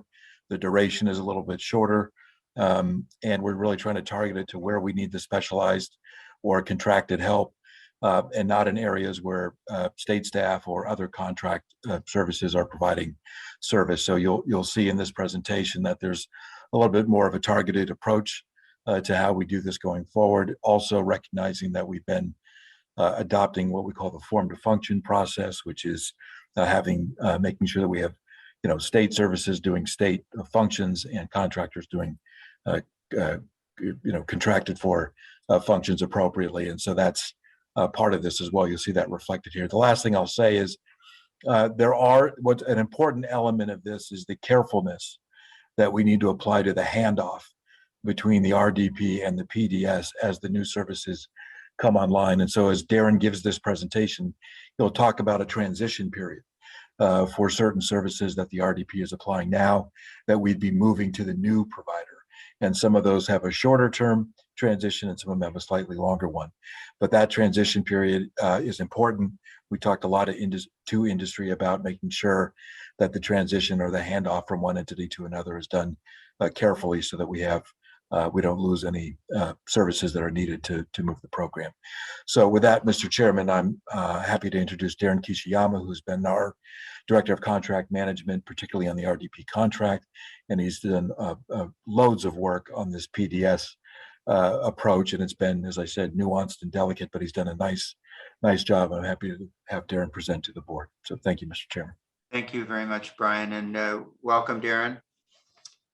Thank you. Good afternoon. My name is Darren Kishiyama, and I'll be presenting the request to release the RFQ, the request for qualifications for the Program Delivery Support contract. Can you just let us know, Darren, what is your position with the authority? I am the Director of Contract Management. Okay, thank you. And I'm also the RDP Contract Manager. Okay, great. Thank you. Go ahead. So the RFQ release for the Program Delivery Support Contract, or PDS, so you'll hear me use these acronyms throughout the presentation. Okay. And the contract is in the amount of not to exceed $400 million. Next slide. So the summary of the request is to approve the issuance of the RFQ to begin the procurement process of a contract for the program delivery support services. The program delivery support contract will provide the professional architecture and engineering services to the authority for support and technical expertise in the delivery of the program. Next slide. So when we were developing the scope of this contract, the authority had some very mindful and key objectives for the program delivery support contracts. These were to assign appropriate roles for state staff and the consultant staff. So this is more or less what Mr. Kelly was referring to, being consistent with the authority's form to function, to assure that state staff are performing those state functions and that the consultant are assigned the appropriate roles and responsibilities.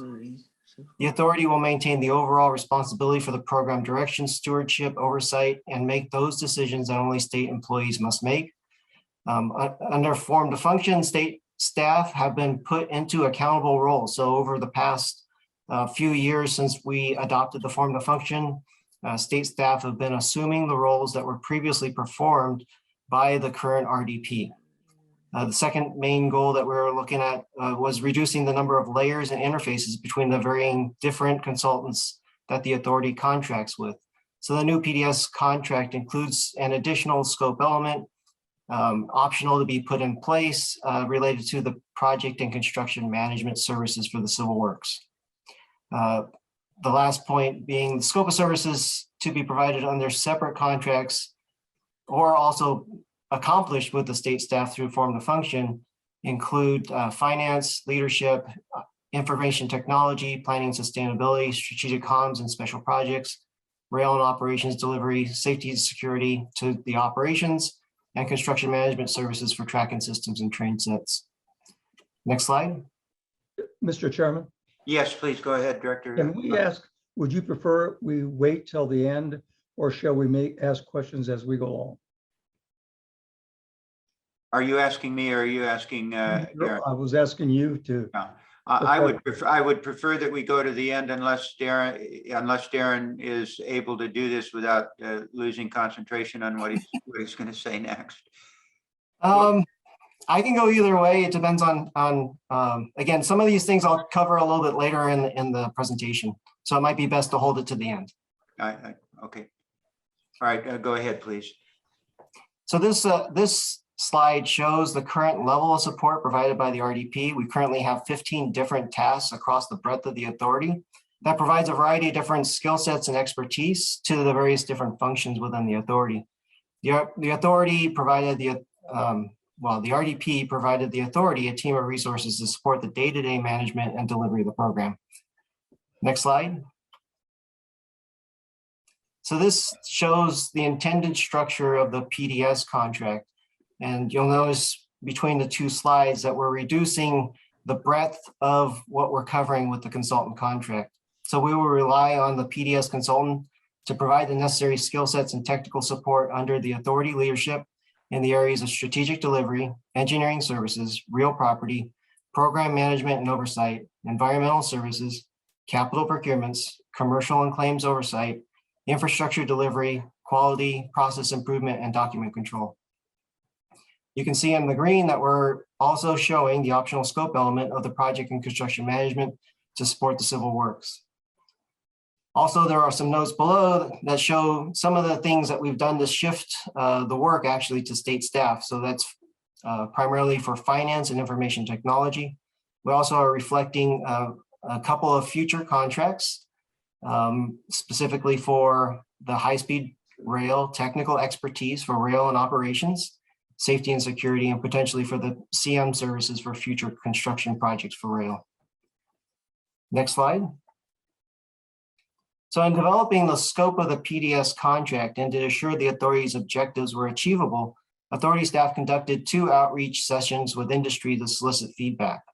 One was on August 4th of 2021, which was a virtual industry forum and provided the industry really a program update of where the authority is today or at that time. Information related to our small business program, a overview of the procurement process, and a live question and response session. In that presentation, we also briefed industry on the organizational conflict of interest that the authority has as a policy and encouraged industry to start submitting for early determinations for conflict of interest checks by authorities legal.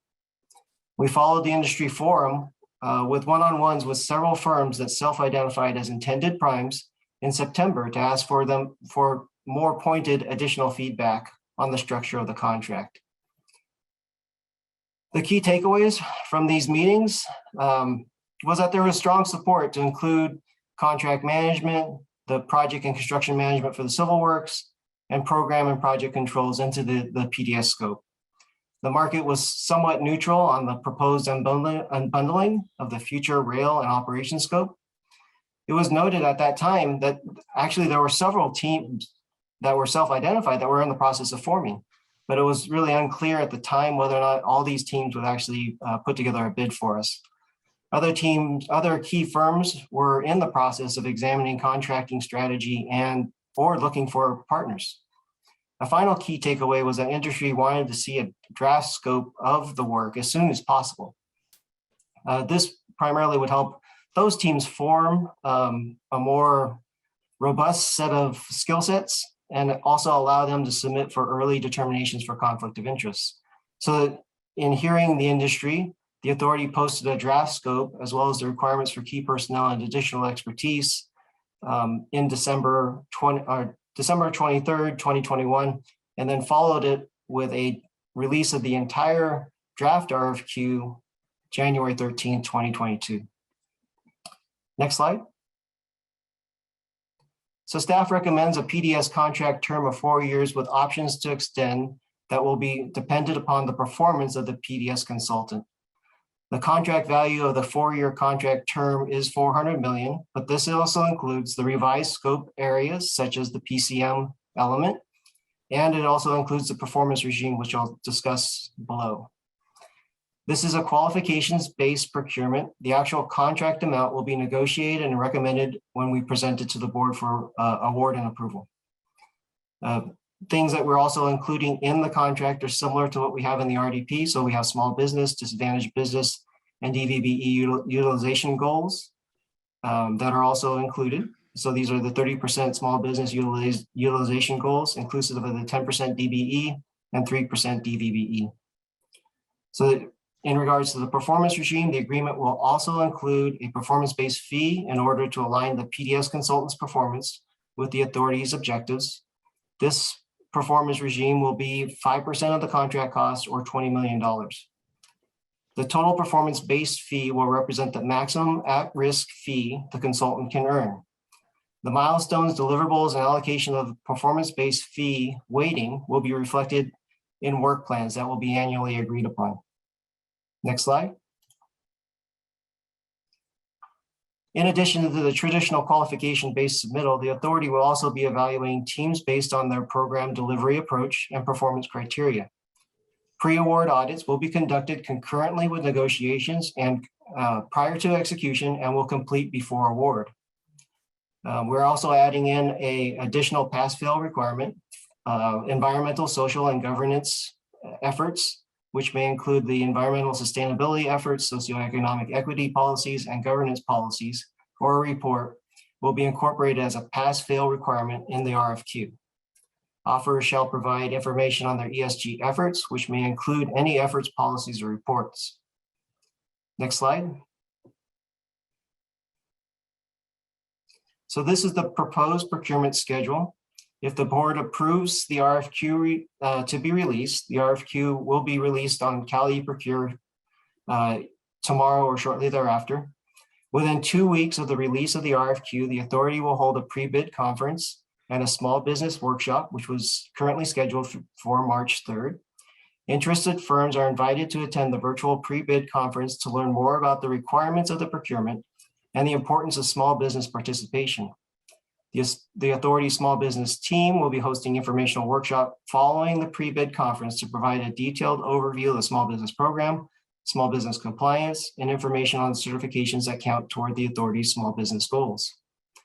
The SOQs will be due on May 17th. The solicitation will use the A&E, the architectural and engineering contracting method, where statement of qualifications are submitted and the selection is based on the qualifications.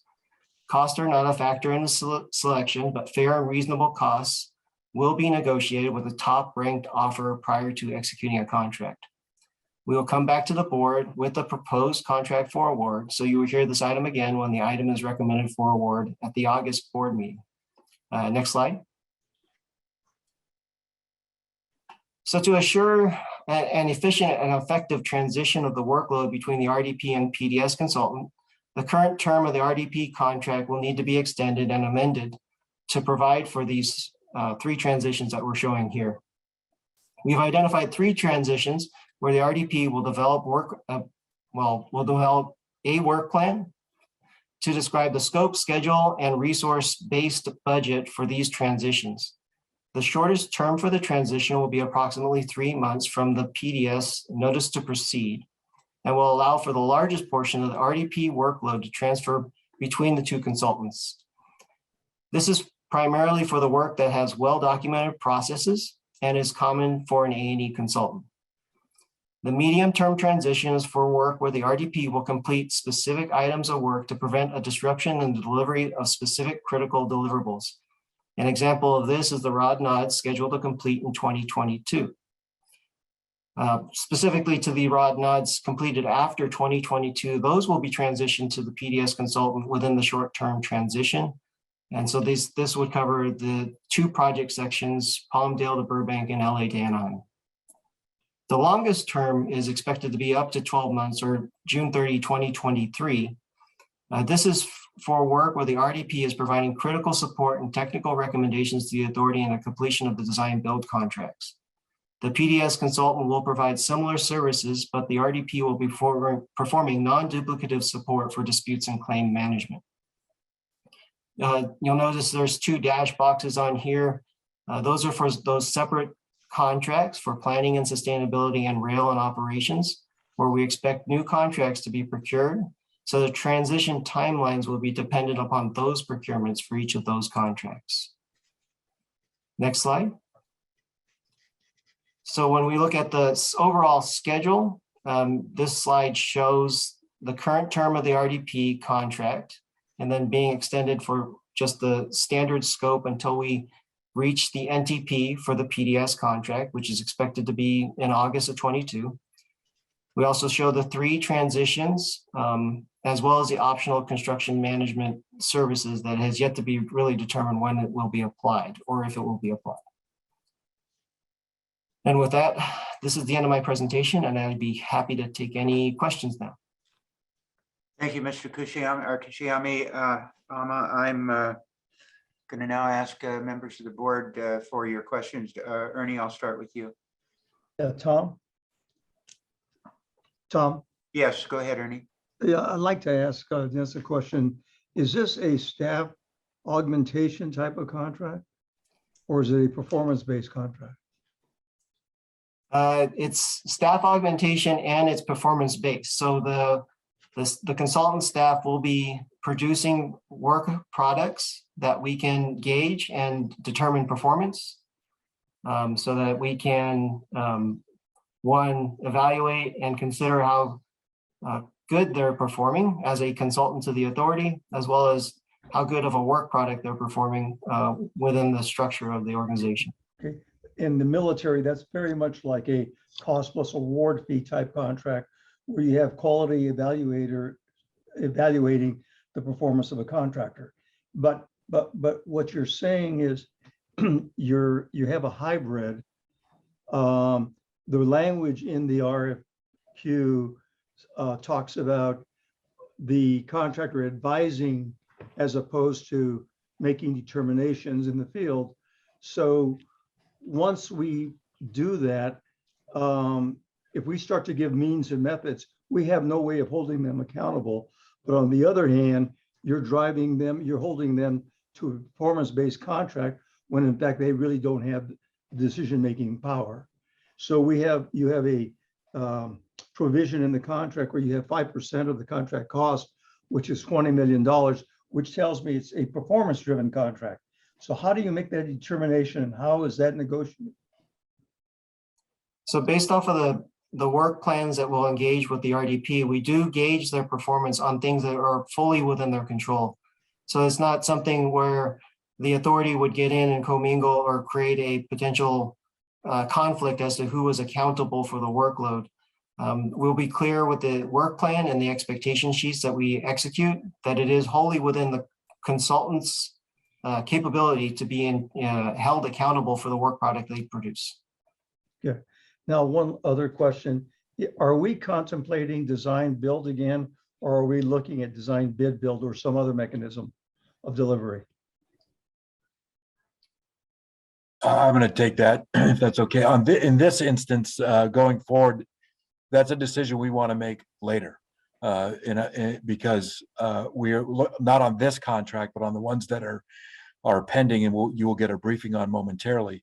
You'll see that there's a couple of NTPs in those contracts. One is to bring the design out to something like 30 or 40%, and then the other is to consider the second NTP was to bring it out all the way. And so what we want to do is be at a place where we assess where we are at 30%, and then talk to the board at that time about the right procurement method going forward. But we have the option to have the design done on the high-speed rail authority side through that contract to bring it all the way out to 100% if we want to do a design bid build type approach. Well, so the final procurement method we're not determining yet for the future Right. contracts. So the reference in here to design build is the CP 1 through 4 that Yes. we've already have in place. That's correct. We have not necessarily determined that we're going design build in the future. That is correct. That's what I wanted to clear up. Thank you. Sir. Any other questions or comments from members? I have a question, and it has to do with retention of personnel. With these long-term contracts, how I didn't see it in the RFQ, but I do know that this has happened before, where you select a certain team, obviously because of the personalities of that team, but then sometimes those people leave, and so how do you handle that? So within the contract itself, we list out a number of key personnel, and those are the people that we're qualifying them against and actually tracking. We're not tracking every member of the consultant firm per se, so we are just primarily concerned with the key personnel. So And what happens if a key personnel leaves the company? we require the consultant to replace them in kind. So they are required by the contract to continue to provide that service unless they're relieved of it by the authority. But isn't it with your approval? Right. Yes. They have to, Yes. staff has to approve the new resident Right. coming in, yeah. Yes. And so if you don't approve, do you have the ability to pivot to maybe to someone else is what I'm getting at?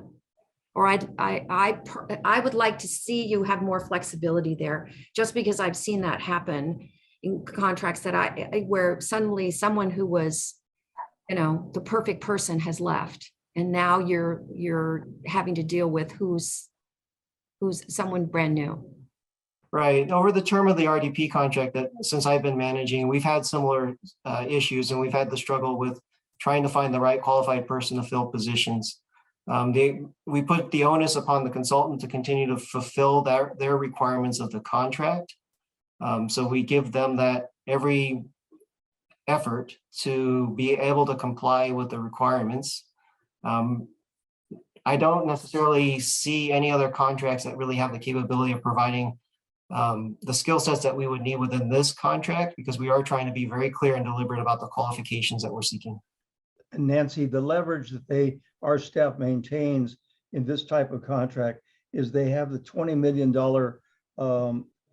contract cost, which is an award fee type of reward. So if in fact they don't comply with that, it would be reflected on their evaluation. Right. I guess that's true. I've seen this happen. I just sometimes, you may not, you just struggle to find the right person, right? It just becomes very difficult. And I don't know a good way of solving that other than you could pivot, if you. As Director Camacho said, we actually are doing that with the rail delivery partner contract. We do put that as evaluation as far as retention of key personnel. And we do rate them, and we do associate their performance-based fee on that. Okay. All right. So you think you've got it adequately handled. Sounds like you do feel that Yes, way. ma'am. Okay, thanks. Thank you, Nancy. Any other questions or comments from the members of the board? All right, seeing none. I have one, Mr. Chairman, couple. I'm sorry, Henry, go ahead. I apologize. First, thank you for the presentation. The question is, the current RDP, are they going to be eligible to compete on this new process, and or will they be eligible to be part of a team member of somebody else that's going to be submitting a bid? So they didn't participate in the creation of the scope of services for this contract, so they are not precluded from bidding on this PDS contract. One of the things that we are trying, or we did to assure that it's a level playing field and that there's no advantage to the incumbent, is that we created a set of reference documents that for all proposers to be able to view in order to assure that everybody who's interested in bidding or proposing on this contract has the right and relevant information to go in fully informed. Okay, so they could either directly submit a response, or they could attach themselves to another team that is submitting their response? Yes, sir. Okay. And my second comment, Mr. Chairman, and to the members of the board, just to share with you, I had a conversation with our chairman earlier this week, and he committed to an agenda item probably at our next board meeting. So I won't go into too much detail on it now, other than to say that, you know, my interest in seeing how we can partner it in a more meaningful way with Caltrans, either to be considered as the one who would function in this role, or to function more actively in other parts of our construction program. I mean, I'm certainly not considering or proposing that they take over the oversight, construction management, et cetera, of our program, but the discussion that I want our board to engage in a more meaningful way under an agendized item is just to see how we can expand the role of Caltrans in our project. I'll just leave it there. Thank you, Mr. Chairman. Thank you, Henry. Any other questions or comments? All right, this is an action item, and so first of all, before we go to Alicia, are you still on board? I don't think there's any requirement for any change on this one. We're not looking at any change from our previous discussion. Are we good to move on forward with a request for a motion here? Yes, Board Chair. Okay, we are. I make the motion to approve. Okay, thank you. Okay, a motion by Director Perea, is there a second? Second.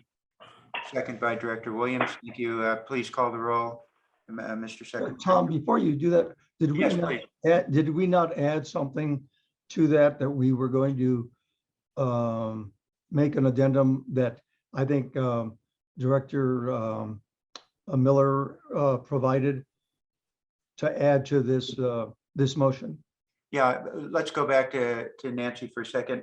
I know she listed a number of things. I didn't hear any that related to this first contract, but I wasn't sure. Yeah, Nancy, do you have a comment on that?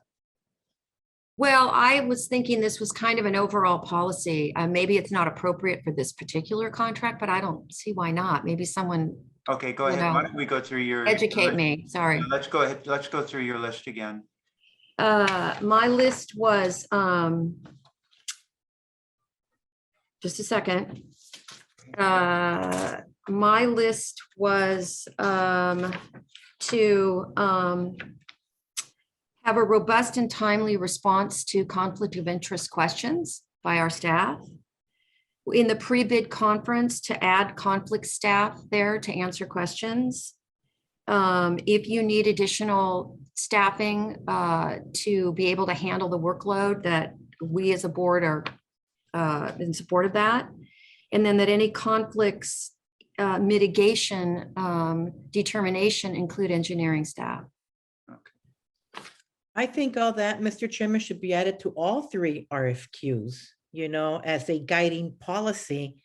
And I would even add more and say that, you know, these are policies that frankly have got to be reflected, at least in the conflict of interest document that we have. You know, I appreciate the fact that we're discussing policy right now, kind of ad hoc, and it's good. I agree with the 5 points that Nancy has made. And I think that they are so good that they have to be embedded in a serious policy document that reflects and has the intent of a policy from this board of directors. I guess the only thing, and I You- hear what you're just- saying, what I'm thinking is that we're talking about a request for qualification. So we're talking, this is directed to whoever's going to respond to this. So I'm not sure that what we're saying has to do with what we are saying as the authority. I agree. Yeah, I agree, Tom. Let me just say to Marta's point, I mean, in my mind, it's also, we're not giving any unfair advantage to anyone, right, by doing this. Right. But it may not belong in the RFQ process. So that's why I was asking, and I do want legal, somewhere you have to tell us exactly how we would do this. And maybe it's not an intent resolution. Maybe it's simply something else that we're doing. I'm not quite sure. So Alicia, that's to you. Well, the thing that always Thank you, Nancy. Or Marta, yeah. The thing that always scares me about intent, Nancy, as you well know, is that many times intent does not have the force of law. So I just want to make sure, not that I want this stuff to have like the force of law and create legal actions, but it's got to be very serious. It's got to be more than just intent. Okay, so maybe right now, I'm just a little worried with the language to make it something with the force of law right now, maybe an intent, and then we work on our policies. I think you're right. I think you're right, Nancy. Yeah. That's fair. That's fair. But Alicia, I need to know. Nancy, or Vice Chair Miller, we are sitting down with the back starting next week on this very topic, and we'd be very happy to come back to the board agendized, to talk to you all about the progress we make with them. So I agree, and I think that really what we're saying is that I think those are all great points, and I think they're going to find their way into the conflict of interest, or the COQ, or COI. I'm sorry, policy, but. So Alicia, it should not be in the resolution right now. Oh, I mean, I'm not taking that position, Vice Chair Miller. It's certainly up to this board. I think it can be in the. Yeah. We can keep the resolution as is. We could add some staff direction in the resolution. I am comfortable with either. I have some thoughts about what I would want to not put in here, because I, again, don't want to open the board up to I think if it's a protests, but I'm happy to read you some language that may or may not meet what you guys are looking for. And we Okay, read us. Mr. Yeah, Chairman. read away. It's all scribbled. So currently, if you're in your board materials at the near the halfway through this agenda item, there is a resolution already in existence. And as part of that resolution. Can you please tell us what page where you're at? Oh, gosh, I wish they were numbered. So under agenda item 3, there is a memo, and the back of that memo, and before the pretty PowerPoint, is a 1-page resolution. Yes, I see it. I see it. So. And it starts with whereas. Yes, and when you get down to that, therefore it is resolved, that you're resolving to move this RFQ forward. Yes. But one thing you could do, and this is, we could add some language. I'll read this. You can tell me if you hate it. The board directs the HSR legal office to, number 1, attend the pre-bid conference and small business informational workshop scheduled for this RFQ to explain the conflict policy process. And this number 2 would be that the board directs the legal office to report progress on responses to the OCOI requests on this RFQ to the board weekly, starting, I'm just using next Thursday, starting on February 24th. And then the 3rd would be, and the board has directed legal staff to work with appropriate contract staff, or I think it's just appropriate authority staff, to explore possible mitigation measures to resolve potential conflicts. Okay, then I think that's certainly that's appropriate and a good start.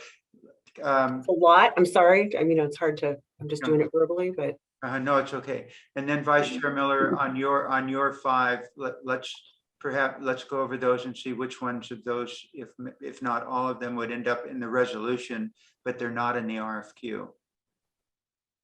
I would I think, say the one I'm hesitant is the Okay, first. yeah, I, that Vice Chair Miller has mentioned, the robust and timely, and I absolutely commit to being robust and timely. I think those words are very easy to legally challenge later.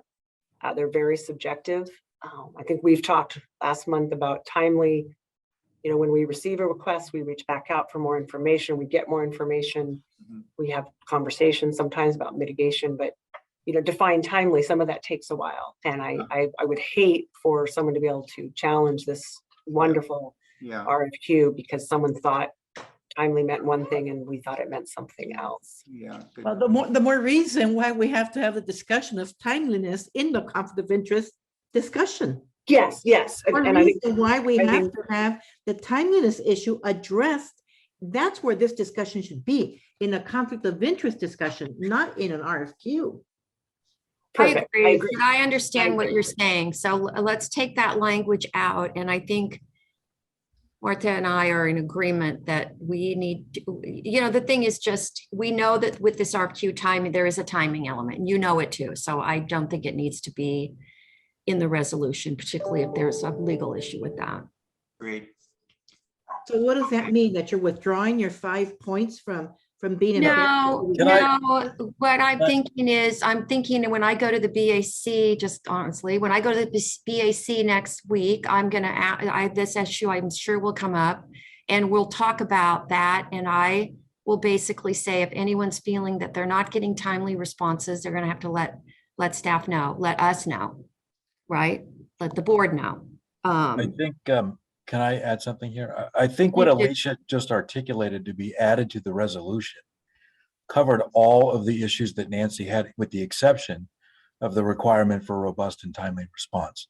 And so, but the other ones are, where she articulated, get to Nancy's points. And, So and then the idea of reporting to the board on how we're doing and is trying to meet that timeliness, I think, to that's you. right. To make sure Report to the board see. weekly. I agree. I'm good with that. So we have 3 resolutions, HSRA 2204, HSRA 2205, and HSRA 2206. Are we going to embed this language in each resolution? That was the vision. I simply want to make sure each of them have a pre-bid small meeting. I know the conference is taking place for the PD. I think they do, Alicia. I think they do, Alicia. Then yes, that would be the only one I just wanted to clarify. And that would be our intention, Marta, right? We want this in there. I mean, my intention is to, yes, put it in the RFQ resolution, but my intention ultimately, from a policy perspective, is to have a serious discussion on basically amending our conflict of interest policy. Okay. And I really want to be part of that discussion. And I would say, as a maker of the motion, I would accept the suggestions that Alicia has presented. And I think Member Escutia is absolutely right. It has to be a broader discussion, but in a different context. Maybe we form a board subcommittee with Member Escutia and maybe 1 or 2 others to have that discussion at a deeper level with staff, then bring something back to the board for a full policy discussion. I wouldn't make that piece part of the motion. What I'd like to do with your concurrence is let me work on this after the board meeting, and I think we'll do something like that. But I'll get back to you on. That's a good idea. Yeah. Okay. All right. And I concur as a seconder of the motion. Okay, we have the motion and second. Please, Mr. Secretary, please call the roll. Thank you, Mr. Chairman.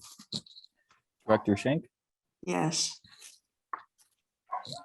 Chair Richards, Yes. Director Camacho, Yes. Vice Chair Miller, Yes. Director Perea, Yes.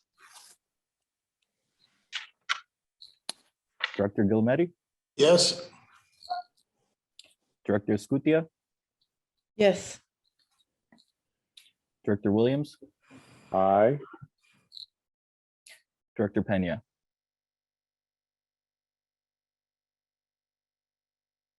Yes. Mr. Chairman, the motion carries with the addendum of the policy directives in the resolution. Thank you very much, Mr. Secretary. Thank you, colleagues. We'll now move on to agenda item number 4. Agenda item number 4, the RFQ for design services from Merced to Madera. And it'll be, Brian, did you want to do the introduction or? Yes, Mr. Chairman, if I could, I just want to introduce, for purposes of the presentation here, Christine Inouye, who is our Chief of Strategic Delivery. Christine is heading up the work for, it's kind of, in my view, the look forward division of the authority. We are wrapping up the environmental documents in various segments, and now we're starting the process of looking about how we go forward with things like advanced design work and ultimately prepping for the next stages in our process of delivering future construction elements. And so the next step in that is this RFQ, which is 2 RFQs here for advanced design work where we've completed the environmental documents south of Fresno to Bakersfield and north of Madera into Merced. And so Christine will lay this out in this presentation. And again, just reflecting on the conversation with Director Camacho earlier. In this instance, we're looking at, you'll see notices to proceed in each of these to first bring the design far enough out so we can do things like map right-of-way, identify utility relocations, and start to identify local agreements, third-party agreements that need to be done. And then the consideration for a subsequent NTP to bring them out to 100% if we choose to do a kind of procurement that where we would want all of the design completed here, and then perhaps do design bid build a procurement contract. We don't have to make that decision today, but as you'll see in Christine's presentation, that option is available based on how we would do this. And then I just presume from the prior conversation, we would amend the resolutions consistent with what we did on agenda item 3. And so with that, Mr. Chairman, I'm happy to hand it over to Christine Inouye and just say again, one more point I think is important. These are important RFQs and process points for us because they do reflect the movement of the authority to making sure that we are identifying and getting risk under control earlier through this process and well in advance of doing subsequent construction contracts. And really the advanced design work is the first step in that process. So all of that said, Christine, you have the floor. Thank you. Thank you, CEO Kelly. Welcome, Christine. Thank you. And good afternoon, Chair Richards and Board of Directors. Thank you, CEO Kelly, for the wonderful introduction. I am Christine Inouye, Chief Engineer of the Strategic Delivery of the High-Speed Rail Authority. And today I'll be presenting 2 agenda items, number 4 and number 5. Consider providing approval to release a request for qualifications for design services for the Merced to Madera project and the Fresno to Bakersfield locally generated alternative project. So the authority is recommending approval to issue the request for qualifications or RFQ to procure 2 architectural and engineering contracts. One is for Merced to Madera and the second for Fresno to Bakersfield locally generated alternative. These RFQs will result in contracts for design and professional services to advance the design and establish the configuration footprint. The configuration footprint sets the baseline for future work and drives alignment of critical project elements. The services will also include value engineering, cost refinements, travel time enhancements, right-of-way mapping, and utility relocation requirements. Next slide, please. This map shows the project limits for the Merced to Madera project section.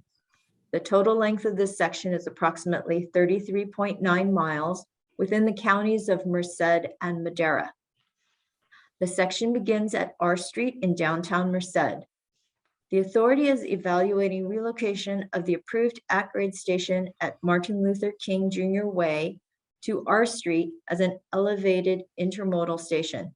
This evaluation is being done in coordination with the Altamont Corridor Express and the San Joaquin Regional Rail. From downtown Merced, The alignment crosses under State Route 99 in a trench and continues at grade, crossing under Childs Avenue and Mission Avenue. There are structures to cross over Miles Creek, Owens Creek, and Doe Slough. It then continues south towards State Route 99 to Avenue 19 in Madera. The alignment includes 40 structures, including 3 viaducts and 29.9 miles of guideway embankment. Next slide, please. This map shows the project limits for the Fresno to Bakersfield locally generated alternative section. The total length of this section is approximately 18.5 miles in Kern County. The project begins at the southern end of construction package 4 at Poplar Avenue near the city of Shafter. It then follows the BNSF corridor through the city, headed eastward along the future Northern Beltway corridor in Kern County. It ends at the F Street station in Bakersfield. The alignment includes 31 structures, including 2 viaducts and 12 miles of guideway embankment. Next slide. The authority recommends a procurement approach with multiple notices to proceed to progress the work. Merced to Madera has 3 notices to proceed, and Fresno to Bakersfield LGA has 2 notices to proceed. NTP 1 progresses the design through configuration footprint, which is a minimum of 30% design. This is stage 3. NTP 3 is an option and only applies to Merced to Madera.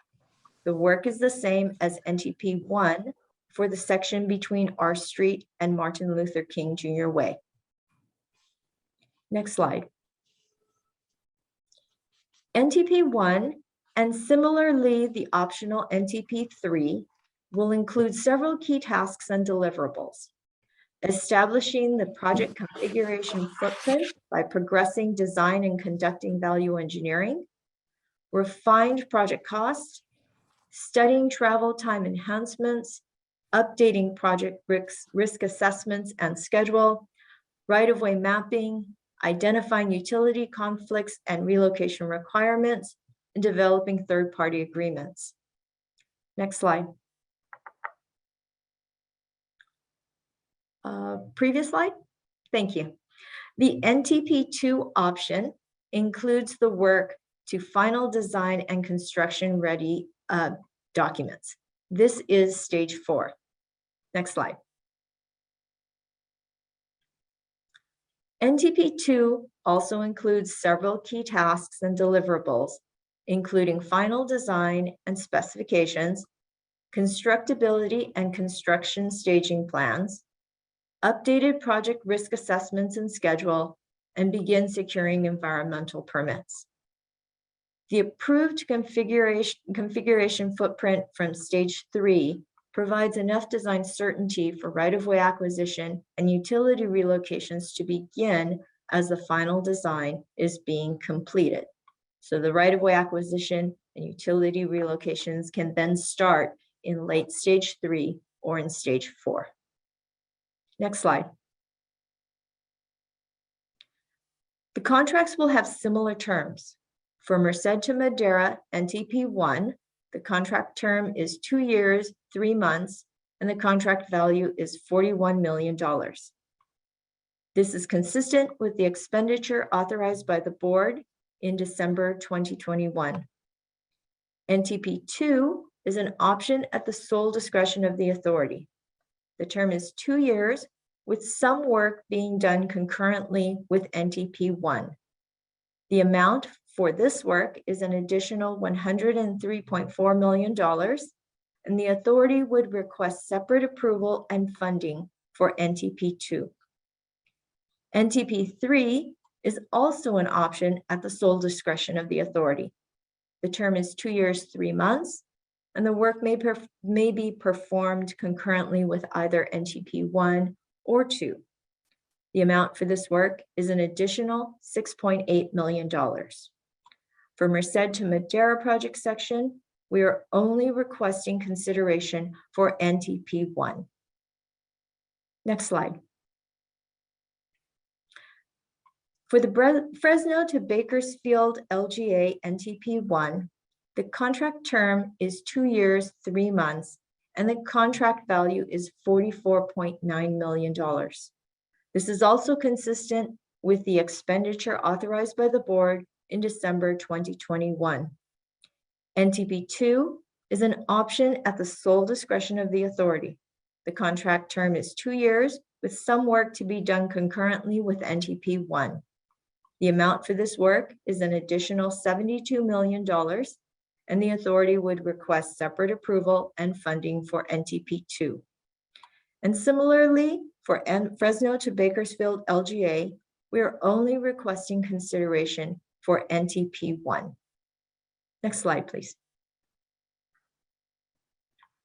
This is a qualifications-based procurement, so the actual contract amount will be negotiated with the most qualified offer.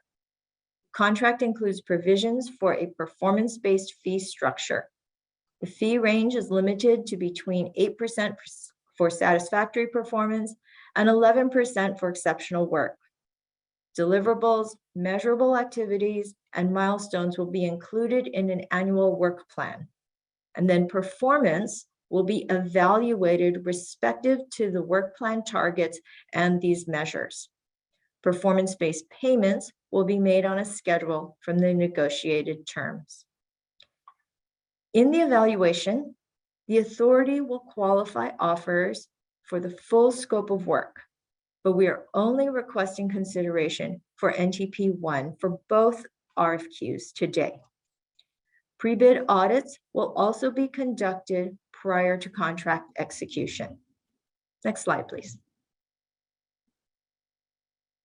The offerer shall provide information on their environmental, social, and governance efforts.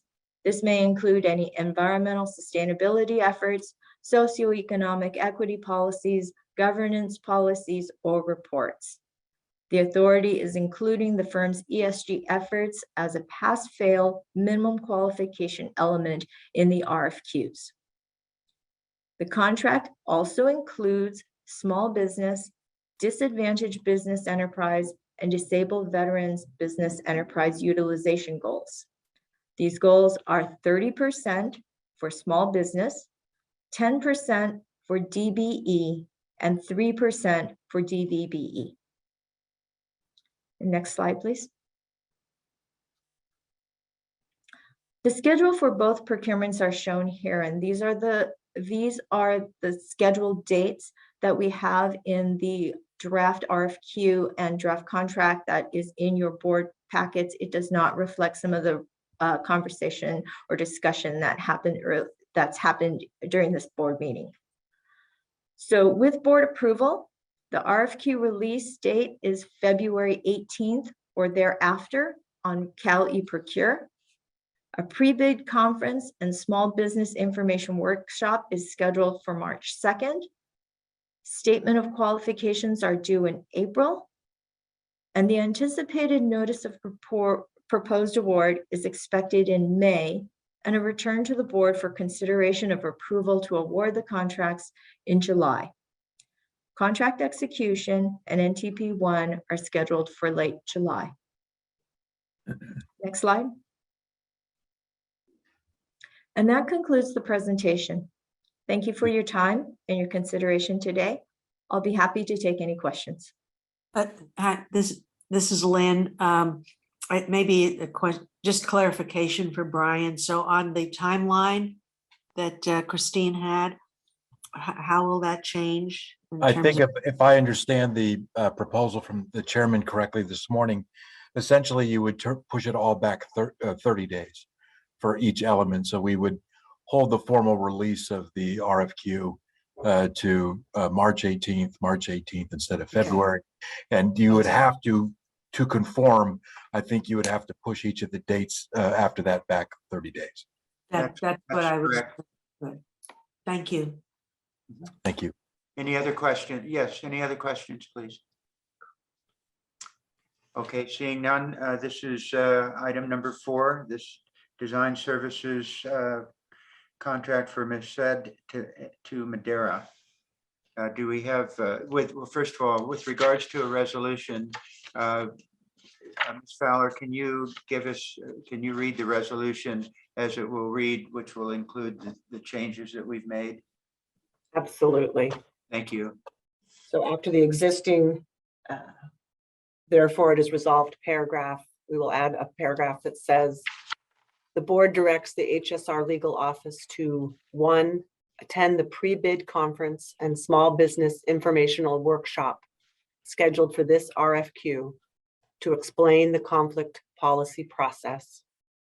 2, report progress on responses to OCOI requests on this RFQ to the board weekly, starting on February 24th.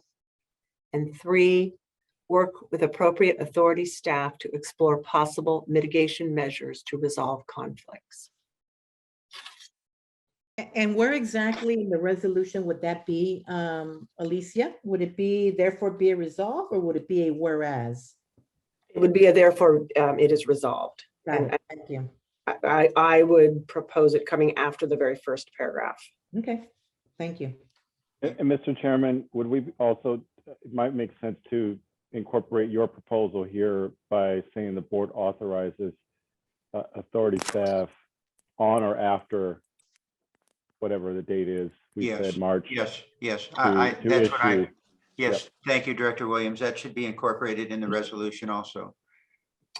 So we could say the board authorizes authority staff to issue an RFQ for the Merced to Madera project on, we want to say March 17. I think the 18th, let's just make March 18th. Making sure that's not a, okay, that is a. And also that our procurement deadlines would be extended. All of 30 them are days. extended, yeah, all of them are extended by 30 days. Right. Each key point, each key date. Yeah, Mr. Chairman, I Yes. have one question for staff, and it's probably, I should have asked it on the previous. I understand that we're going to extend it to 30 days, and that's fine, but I just want to make sure that staff is committing to meet those deadlines. Don't want any delays on this. I think that they're going to report to us, I think, weekly on where they are on the Our intention, Henry, will be to Yeah. implement this consistent with the revised deadlines that, or the revised schedule that the board has directed. Right. Understood. Brian, my only question is, our job is also to hold staff accountable to meeting deadlines. Yes. Or that's important. Yes, I think that's in part why the resolution will include the language of us reporting back to you weekly on where we are on the COI issues. All right, thank you. Okay. Okay, so again, at the second line of the paragraph, therefore it is resolved.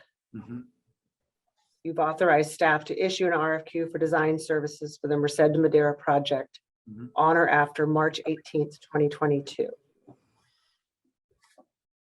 For a contract value up to 41 million for NTP1.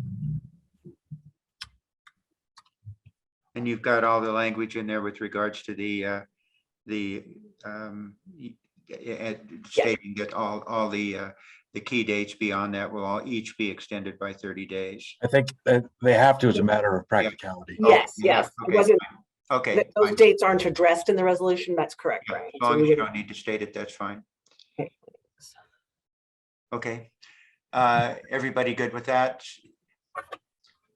Yes. All right, then do we have a motion for approval of HSRA 22-04? So moved as amended. Thank you, Director Shank. A second, please. Second.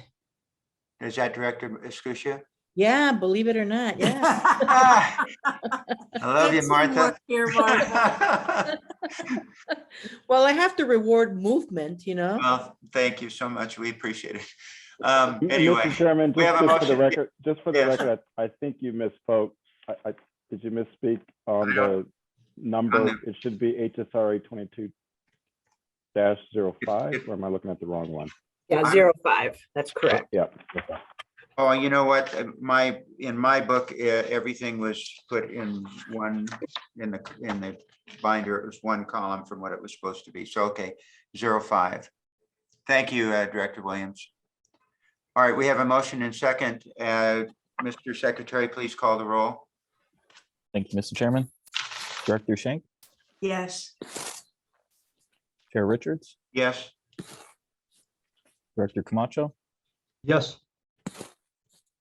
Vice Chair Miller, Yes. Director Perea, Yes. Director Guillemette, Aye. Director Escutia, Yes. Director Williams, Aye. Director Pena. Yes. Mr. Chairman, the motion carries with the addendum of policy directives added in the resolution. Thank you, Mr. Secretary, and thank you, ladies and gentlemen. Moving on to agenda item number 5 is the consideration of the RFQ for design services for the Fresno to Bakersfield locally generated alternative project section. Brian, again, for the introduction, please. Mr. Chairman, the presentation done by Christine Inouye covered both. All right. Thank you very And much. so here, I just think we need to make sure that the resolution is conforming. Yeah. And then with that, we can move forward with with the motion. Okay, so are you saying there's no need for any presentation on this at all? No, the presentation was already. Yeah. What I've just noticed, I've got the same for both, so it just didn't get put in mine. Okay, so we have the locally generated alternative resolution. The resolution would be with the same changes that we have just acted on. So with that, unless anybody would like the chief counsel to read the resolution, the board would, or the chair is ready to accept a motion for approval in a second, please. Moved. Vice Chair Miller in a second. Second. That was Director Camacho. A motion and a second. Mr. Secretary, please call the roll. Thank you, Mr. Chairman. Director Schenk, Yes. Chair Richards, Yes. Director Camacho, Yes. Vice Chair Miller, Yes. Director Perea, Yes. Director Guillemette, Aye. Director Escutia, Aye. Director Williams, Aye. Director Pena. Aye. Mr. Chairman, the motion carries with the addendum of the policy directives included in the resolution. Thank you, Mo, very much. Ladies and gentlemen, moving on to agenda item number 6 is the 2022 draft business plan summary. And CEO Kelly. Mr. Chairman?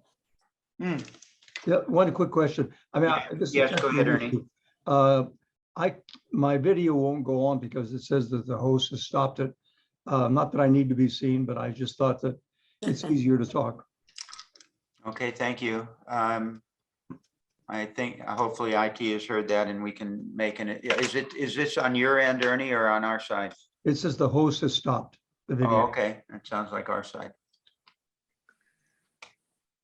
Mr. Chairman, bear with me. I'll try to get that fixed. Okay. Oh, there you are. Good. You're back on, Ernie. Thank you. Okay. All right, Ernie. Okay, go ahead, Brian. Thank you, Mr. Chairman and board members. As you know, in early February, we released our, I think it was on February 7th, we released the 2022 draft business plan, as I summarized in January for the board. Just by way of reminder, the draft at this point is a recommendation from the staff on where we are and where we would propose to go on the program in the 22 business plan. We are now in the midst of a 60-day public comment period. We had some public comment this morning, but I'll say for the board now that at our March hearing, we will have a more formal both review of the business plan and separate and directed public comments on what's in the business plan at the March hearing. So here today, I wanted to go do a high-level review of what's in the business plan. I know that each member has received that plan.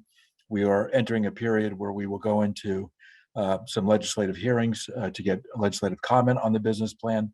And again, come back to the board in March.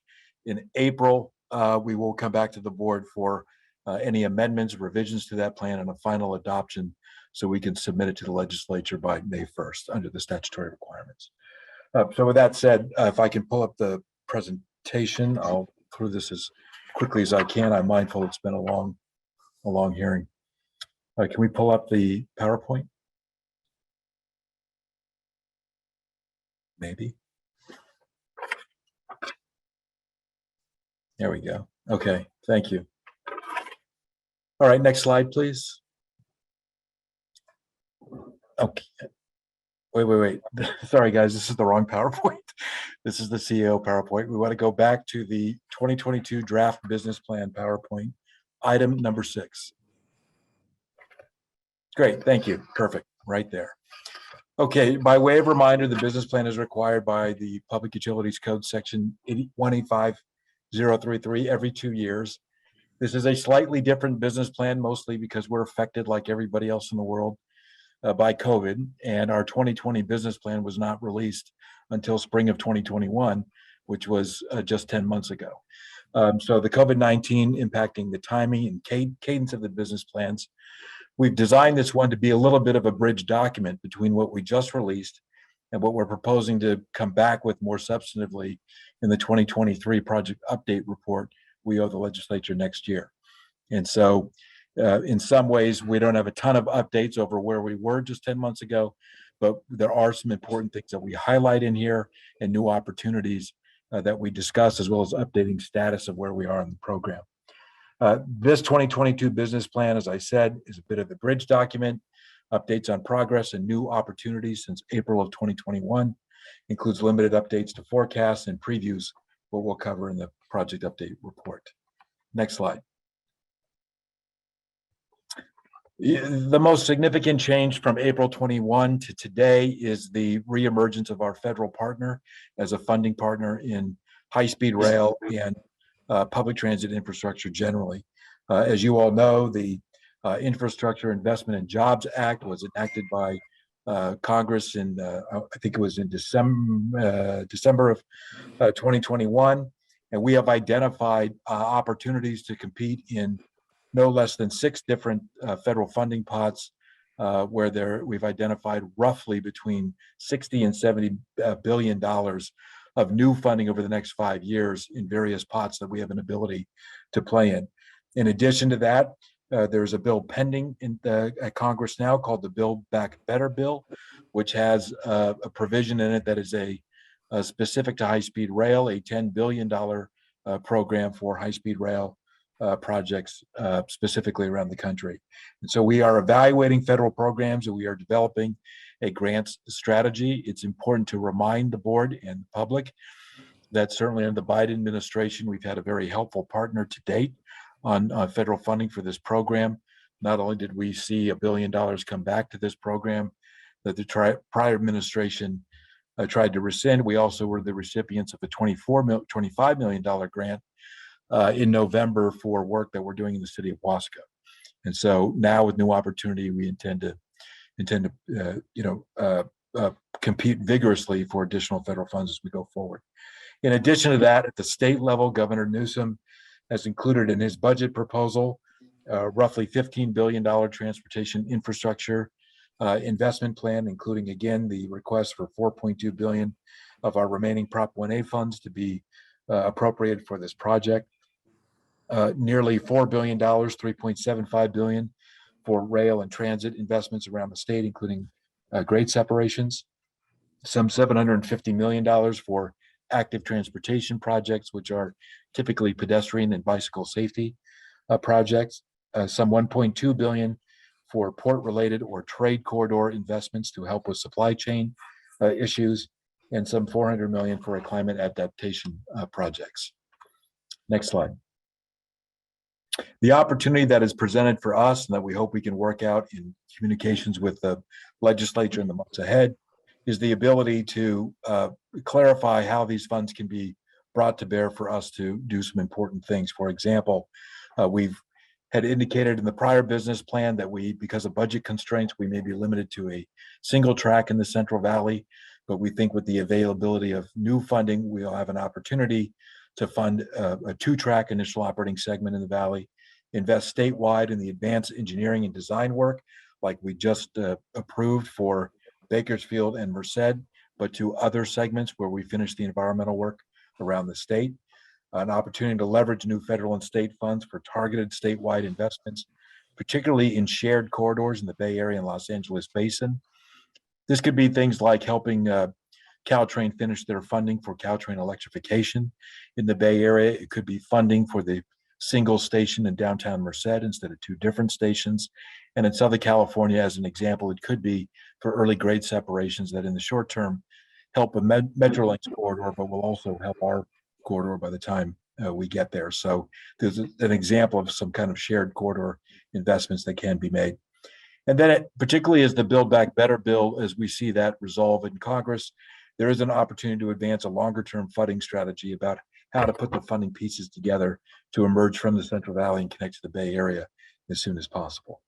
So we indicate this opportunity and these parts of the conversation in this business plan are important elements for us going forward. And really it's made possible by the availability of new funding. Next slide. We do update some progress issues, obviously in the Central Valley. The key update is how we've moved the project along. We've advanced the design from only 30% in 2018 to now nearly 100% for all of the structures and guideways that we are working on in the Valley. We are working now on design changes that address third-party concerns, getting finalized in the scope in the contract. 71% of the structures are now completed or under construction. 72% of the miles of guideway are completed or in progress now, which we report to our F&A committee each month. We've took important steps in 2021 to revamp the management and the really the outcomes that come out of our right-of-way division, including the establishment of 30, 60, 90-day goals, and more comprehensive mapping and tracking of our right-of-way progress. The result has been good. We now have, as I'm speaking to you, about 2,069 parcels that we have delivered to the design build contractors, which means that for the first time in the program's history, 90% of the right-of-way has now been delivered to the contractors. And of course, as you all know, because it's the work you're doing, we're advancing the environmental documents statewide. And so we just did, with the last adoption of the Burbank to Los Angeles segment, we've cleared 300 miles to the environmental process, and we're coming back to the board in April and again in June for the San Jose to Merced and the San Francisco to San Jose segments, which will mean we'll have cleared 430 miles by July of 2022. That's an essential step for us to advance the entire statewide program. Next slide. Another update, other updates that are important in the business plan, we do indicate that we came to the board in December and sought and received a $2.3 billion expenditure authorization so that we can address specific issues in going forward on this project, advance the design work like we just discussed in the prior items. We are deferring a formal program budget baseline update until we conclude the conversations with the legislature, which will probably be later this year on the question of the $4.2 billion in Prop 1A funds. And we've updated with new connectivity maps in the document showing how high-speed rail will connect to other local public transportation services in the Bay Area and in Los Angeles. And this is largely designed to respond to issues of understanding better for the public and some policymakers how our system interacts and will work with the local and regional rail and transit providers. So we took steps to display that in this business plan. We also updated our capital costs, and mostly those updates were tied to, as we completed the environmental work and we identified additional mitigations that were important to get that environmental work done, we identified that there were costs associated with those, and as a transparency matter, we report those in the business plan, which we did here. Just by way of reminder on things like the Bakersfield to Palmdale or Burbank to LA extensions, we did things like went around the Cesar Chavez National Monument, which required us to make changes to the project scope and design. We did enhanced noise barriers around the city of Tehachapi. We did stream restoration and safety enhancements along the Pacific Crest Trail. And similarly at the Burbank Airport and that in that stretch down there, we chose an underground tunnel so we can get close to the new Burbank Airport terminal. That also had us lessen our impact on residences and businesses substantially. And so we do report when we make those kind of mitigations. There are some costs associated with those, and we did report those in the business plan. Next slide. We also wanted to indicate to folks what would be coming up. We have a project update report that's due to the legislature in every odd numbered year. Business plans are generally an even numbered year. Odd numbered year is the project update report. And I think after the budget discussions are settled and we see the resolution to Build Back Better legislation, we'll have more comprehensive things to update on our funding strategy going forward. We want to update the program baseline and budget schedule tied to that, including having the benefit of having our track and systems bids come in so we can apply those. With design procurements, we'll update on where we are with the Merced, Bakersfield, Central Valley stations. And the other thing is at the end of 22, working closely with the California State Transportation Agency, we are using a new ridership model now that we're just implementing. And that ridership model will enable us to have more dynamic ridership projections. And it will include some elements of ridership that were not included in prior models. And so we'll have the benefit of that to update our ridership and revenue forecasts. These are the things that we'll be reporting on more comprehensively as we get to the 2023 project update report. And again, we will update our capital cost estimates as we complete more and more RONs as we go forward. And so those are the things that we'll be updating as we move from this document to the 2023 project update report. Next slide. Just in terms of schedule, as I said, we put the draft plan out February 8th. I'm reminded here for a 60-day public review. We have a hearing today, and I'm providing the summary now. There were some public comments about the plan. On March 17th, we'll have a more formal review of this plan, including dedicated public comment to the draft business plan. And then at the board meeting, we will seek direction from the board on getting that plan finalized for adoption and submittal to the legislature by May 1st. So that is our schedule on this plan. There'll be more and more public comment that will come in over the course of the next 45 days or so. And again, that'll all be part of the record about this plan. And we'll come back to the board for final direction as we move to adoption of the final plan. Next slide. Just for the public purposes, ways to submit comments on the business plan. Online comment through the Draft 22 business plan website. And that website is displayed here. You can email the authority at draftbp2022@hsr.ca.gov. And of course, we're happy to accept comments by regular mail as well. And again, our next upcoming public comment opportunity before the board will be at our March 17th hearing. Mr. Chairman, I think with that, that's my summary, and I'm happy to answer any questions from board members. Thank you, CEO Kelly. Questions for Brian from members of the board? Yes, Director Camacho. Yeah, Brian, apart from this that your presentation just made, I had asked for a update on the funding that were working with MTA or the LA division of MTA at 420. Where are we with that? Or could you get me a status on that? Yeah, I mean, I can summarize it for you now, but I'm happy to also provide any additional information you may want. We are really in the negotiation back and forth on what's called the project management and financing agreement, PMFA. The PMFA is a document that we execute before dollars can be dedicated or spent to the project. And we executed a similar one on the Caltrain electrification project before we made dollars available there. We are in the negotiation stages there. And I would say that fundamentally what it's coming down to is making sure that the authority has rights, access rights and operating rights to be able to get in and out of the LA Union Station project that we are providing almost $500 million to fund, and working closely with Metro and Metrolink to make sure that we are able to preserve those rights and do it in a way where everybody's operational concerns are met. And I would say that fundamentally, that's the final issue that we're trying to resolve before we can execute that PMFA.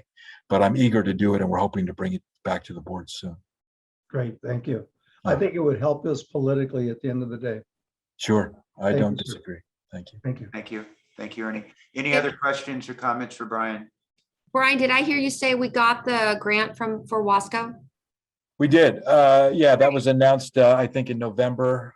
We're very pleased, very, very pleased by that. I think it's helped us a great deal. Our working relationship with the city of Wasco has never been better. So we're working hard to make sure we maintain that. There you go. Thanks. Your working relationship with this board would be better if you could find us some money. Well, as I indicated, Mr. Chairman, there's some $70 billion in that federal pot. No, just a small amount, Brian. I'm going to go get it. Okay.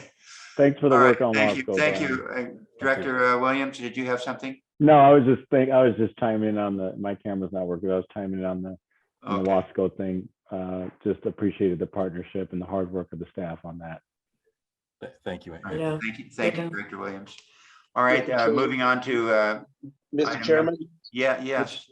I have a couple of things. Just, hi, Henry, I'm sorry. That's okay, Mr. Chairman. 3 things, Brian. One, in the bridge, this plan being a bridge to the previous plan, does that mean that the components of the previous plan all still hold?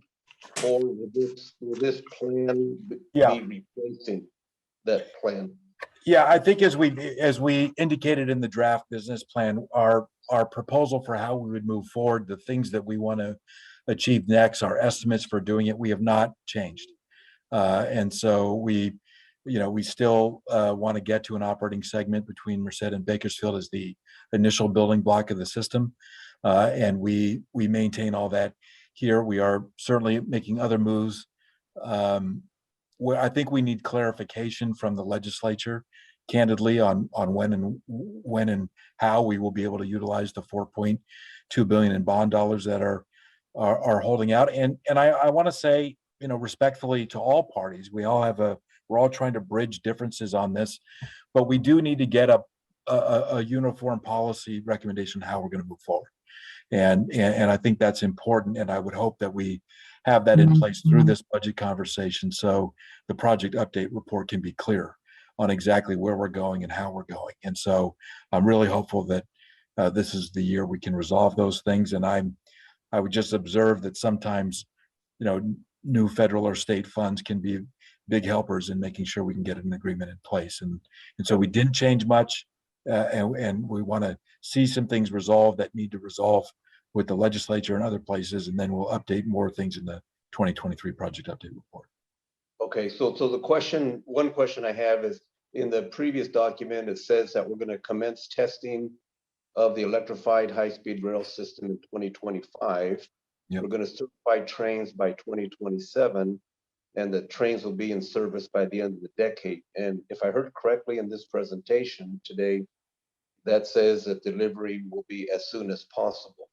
So is that going to be replacing the specific timelines that we had and we've had for the last 3-4 years? Well, as you know, and as we've discussed through other presentations to the board, particularly in November, most recently, and as we've talked about, we are working through some of the scope issues and commercial settlement issues on CP 2, 3, and 1.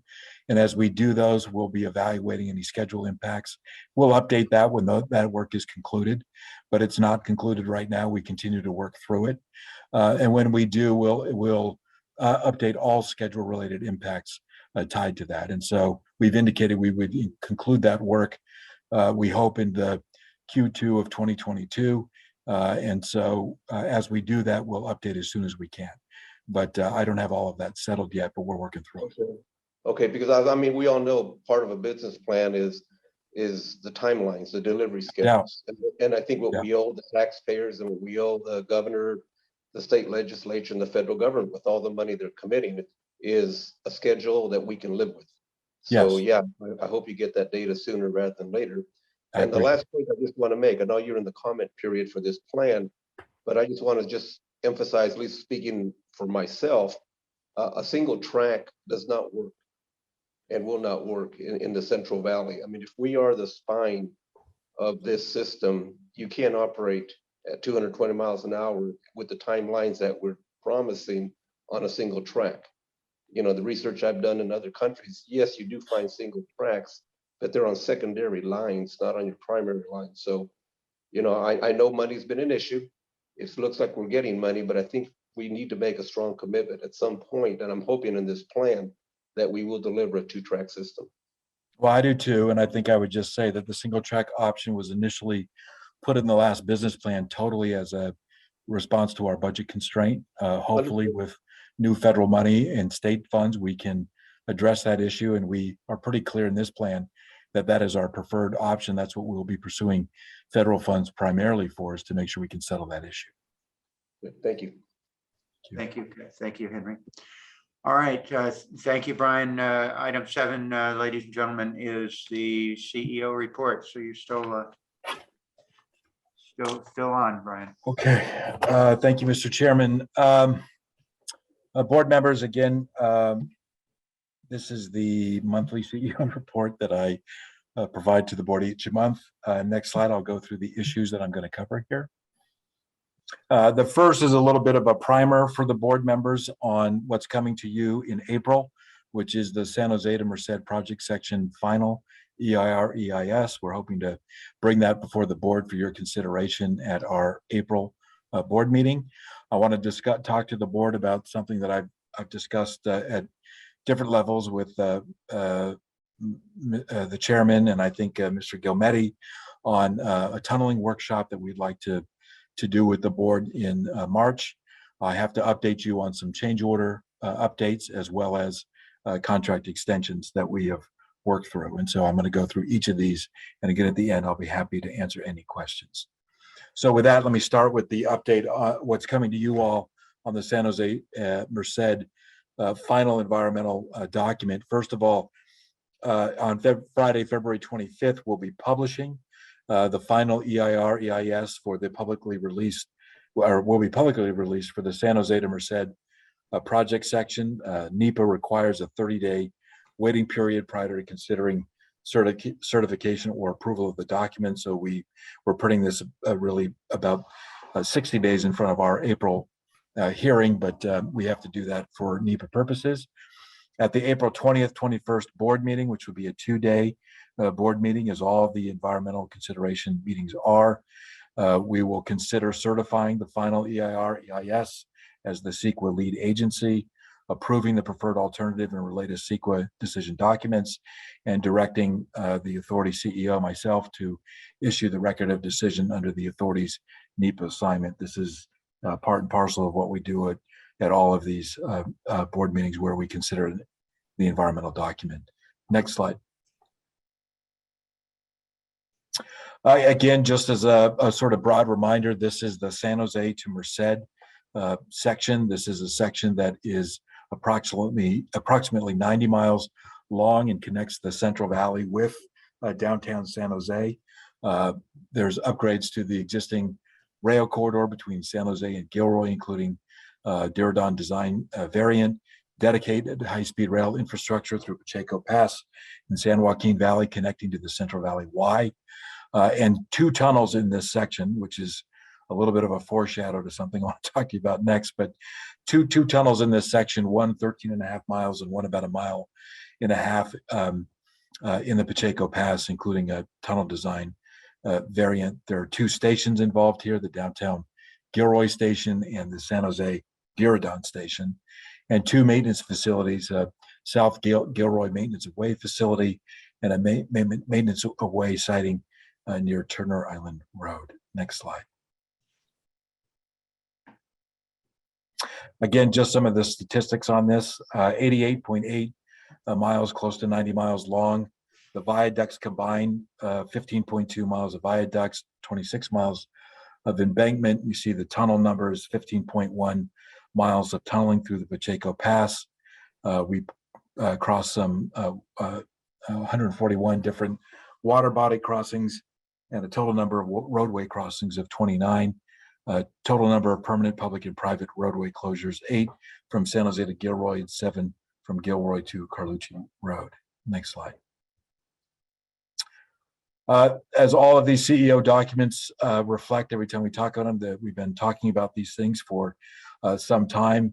You see on this one, we started to develop the alternatives for this segment between San Jose and Merced back in 2009. We had a partial revision to the program EIRES in 2012. The board identified the preferred alternative, which we call Alternative 4, through here in 2019. We released the draft EIR-EIS in 2020, did a revised draft EIR and supplemental draft EIS in 2021, and we are preparing now to bring the final to the board in April of 2022. Next slide. So that concludes the sort of brief snapshot of what's coming to you in April. And again, we'll be publishing the the final EIR-EIS document on Friday, February 25th. The second item I wanted to report and talk to the board about, we have also scheduled a 2-day hearing, which has always been set since we adopted our calendar for March this year, March 16th and 17th.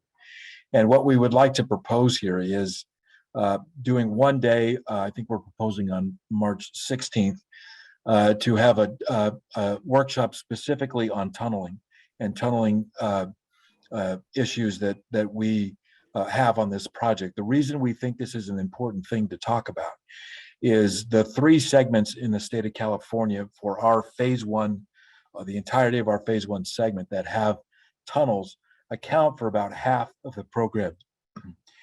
About half the program cost. So if you think about our system statewide being, on the order of a $90 billion program, some $45 to $50 billion are in segments where there's tunneling. We have significant tunneling between Palmdale and Burbank, significant tunneling between Bakersfield and Palmdale, and as I indicated, about 15 miles of tunneling between Merced and San Jose. So the idea is to bring in some tunneling experts with experience in transportation tunneling projects from 5 fields: design, heavy civil contractor, tunnel boring machine manufacturer, public sector, and academia. And the primary purpose is to hear from experts on things like best practices and lessons learned in tunnel construction, scheduling, and cost modeling, opportunities to mitigate cost and risk, and to focus areas of near-term planning, including important pre-construction work that's really key and important when it comes to tunneling. So what we're envisioning here is bringing in a panel of experts, have them moderated by another expert in the field, and have them talk about some of the issues that they've seen that are important in this area, knowing that it's a big issue for us, and then opening up that panel to questions from the board and others. It would be a workshop that would be held publicly. And so that's what we're contemplating here. I see Mr. Gilmetti has a hand up.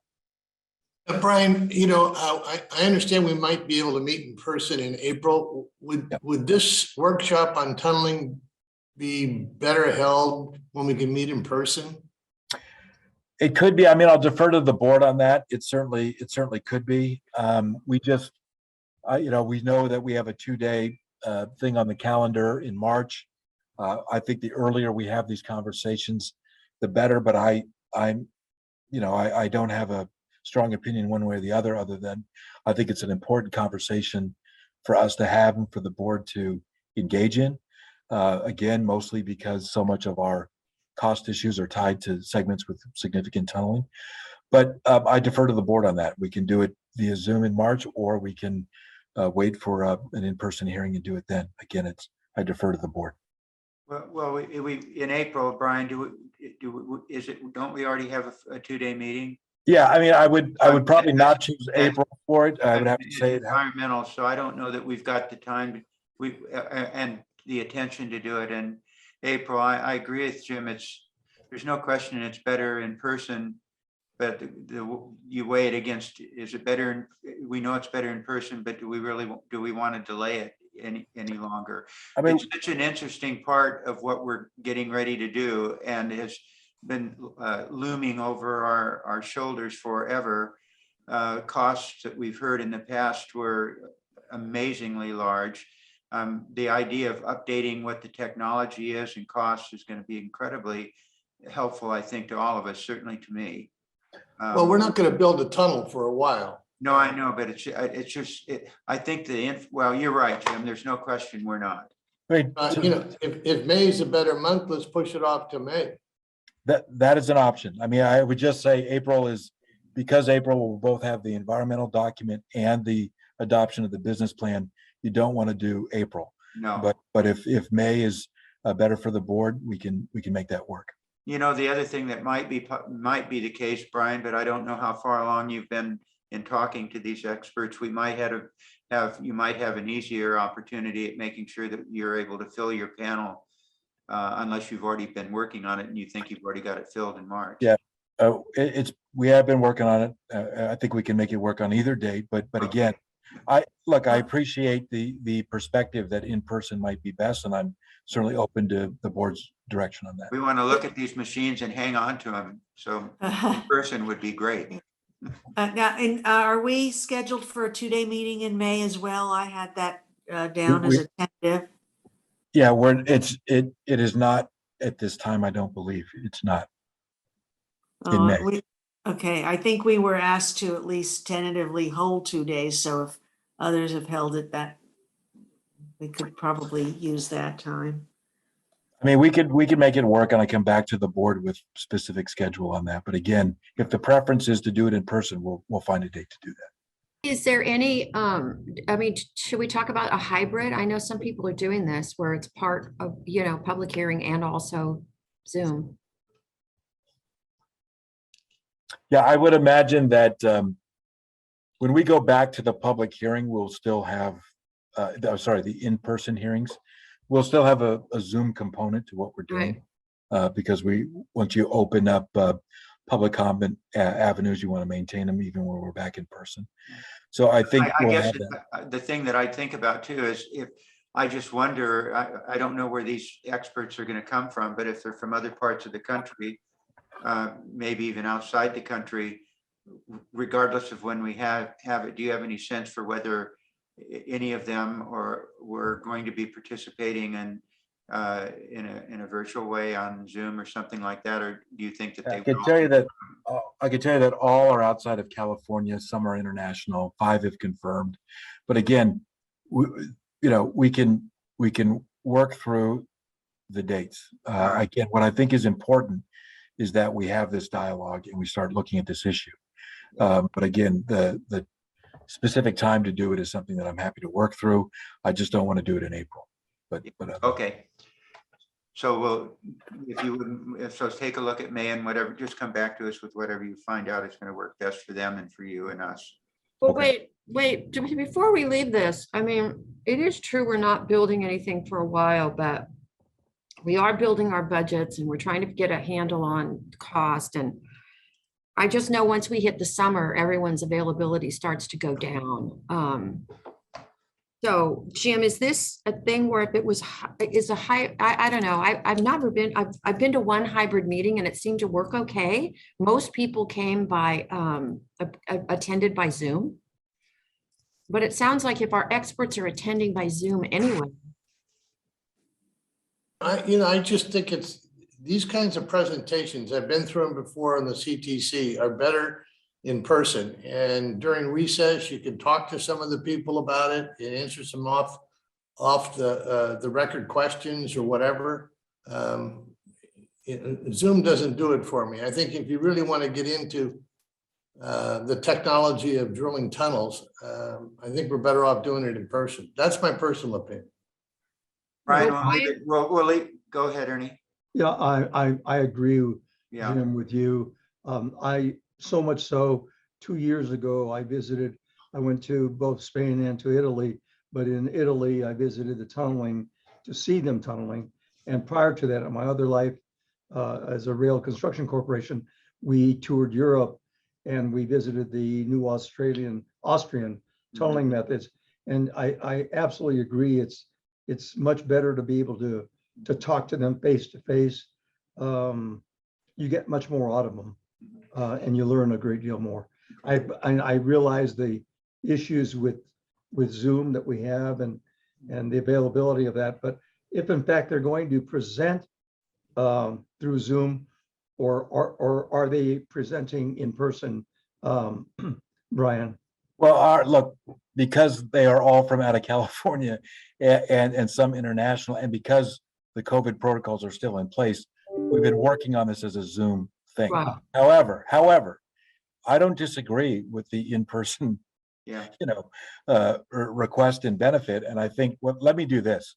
I think what's really beneficial for the board and all of us is to start to hear and think about these issues and what we need to do to plan for them. And I would just say, let me come back to you on options. That sounds great. It's in your. Very good. Perfect. Okay, go ahead. Let's go move on. Okay, thank you, Mr. Chairman. I'll go back to the presentation. Next slide, please. Okay, I'm going to update on a couple of change orders that I want to report to the board. That list of change orders that you see there on construction package 1 are those that I identified that we have to negotiate to complete getting scope into that project. And what I'm going to tell you here is that we've already done the Belmont Avenue overcrossing. I already reported that to the board, and I'm reporting to you today the conclusion of the Golden State North and South alignment. So the top 2 of those are now complete, and we are in negotiation on McKinley Avenue, which is close to final negotiation and pending internal approval. And we're in negotiation on what's called the guideway for Caltrans 99. So that is where we are on these, and I just want to again put some context to these. The first 2 are complete, and the next ones are in negotiation now. So a little detail on the Golden State North and South. Next slide, please. Those are the 2 that are done. Next slide, please. I stepped all over the great graphic. 2 elements of Golden State, and listen, it's a theme that I keep repeating every time I update a change order to the board, but Golden State Boulevard North and South is another example of a series of scope changes that were negotiated with permitting and approval agencies after the contract was awarded. In this case, mostly with the city of Fresno and the railroads, the freight railroads. And that required us to alter design and scope, and that was executed between 2015 and 2018. And we are getting the change orders implemented now and putting into the project. The first one is they all involve widening of local roadways that are along where our alignment are, some demolition of some bridge structures tied to the freight railroads, and the addition of things like additional traffic signaling and things like that. So the totality of this is 2 elements. One is Golden State North, the other is Golden State South. Golden State North was negotiated at 19.2, and Golden State South was negotiated at 28.2. And so we've executed those, and now that we've done that, the work can commence shortly on that work. So I just am again updating the board on these change orders. Next slide. Time impact delay. We, as you know, when we have been in a time impact delay on these construction packages due to delays from right-of-way delays, third-party agreement delays, or other things, we have to negotiate a time impact. We do it every couple of years, and on TPZP, we just concluded a time impact, a delay that we had to conclude and perform. Brian Annis indicated to the Finance and Audit Committee that 40 million of that was paid in January. The rest goes out in the future over months, but the totality of that delay and that package was 121.9 million, and that covered almost 2 years of delay tied to the TPZP CP1 contract. So we just completed that TIA as well, and that is part of also getting that dispute behind us and move forward on the work on CP1. Next slide. Contract extensions. There are 2 contract extensions I think that I'm going to talk about here. The first is Wong Harris, who is the PCM on CP1. Their contract expired at the end of 2021, so we are extending it a 12-month period to 2022. Costs about 2.7 million a month, I guess a little bit less. So this is a 12-month extension to get to the end of the year.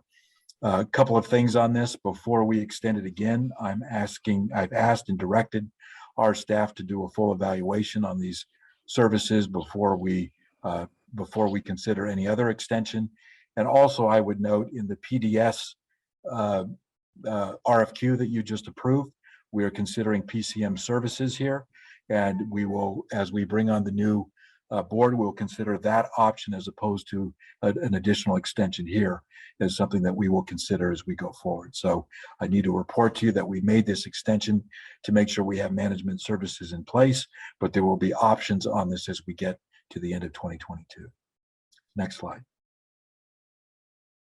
Oh, sorry, that's it.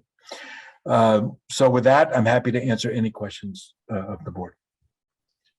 Any more questions for Brian? All right, Brian, thank you very much. Okay, thank you, Mr. Chairman and board members. I'll just run very quickly through a few points on finance and audit, and that will then conclude our meeting for today. With regards to disputes, that is the result of invoices, which we have a dispute on. They increased in December. All these numbers are for December. Increased to 96.6 million, up about 50 million. All due to, are primarily due to disputes with the DB on CP23 Dragados Flatiron. Cash management, we've got at the end of December, we had 1.88 billion available to the authority. That represented a $158 million increase from the month before. That was due to the receipt of our proceeds from the August cap and trade auction of 252 million, less the expenditures in December, which were 72 million. The February cap and trade auction occurred yesterday, and there should be preliminary results of what our share might be as early as next Thursday. On admin and budget, we've gone through 50% of the fiscal year. We've spent about 30% of our admin budget. That's 27.2 million that we've spent. The budget for annually for this fiscal year is 91 million. And the vacancy rate, that is unfilled positions, state positions, 31.9%, about 137 vacancies, and those jumped way up when we entered into the 21-22 budget as a result of the budget passed by the legislature, and then an additional amount that were allocated, I believe, in September. On capital outlay for the month of December, we spent $90 million, which was 9 million over and above what we'd spent in November. Of that, design build expenditures were 44.6 million. Also, what happened, the CFO updated the budget for 21-22. We originally had adopted a budget of 2.3 billion. That's been adjusted down with what they think the actual expenditure forecast will be at about 1.7 billion. Small business utilization rate increased from up to 23.5%. That's a overall on the previous 12 months. That's a 11.4% increase over 12 months ago. On contingency, there were $44 million drawn down on contingency, 39 of which were for the Belmont Avenue construction that the CEO just mentioned, and was reported to the board also in January. And then we heard that again this morning or this afternoon. And, excuse me, regarding the Central Valley status report, labor on the sites in December were at 766, which were a decrease of 123 from the month before, which is, we were told, is attributable to seasonal fluctuations and the holidays, as well as wet weather. As you recall, we had The last real rain we had, certainly in the valley, and I assume around the state, was quite a lot in December. On our construction programs of structures, we've got 66 out of 93 that are underway or substantially complete.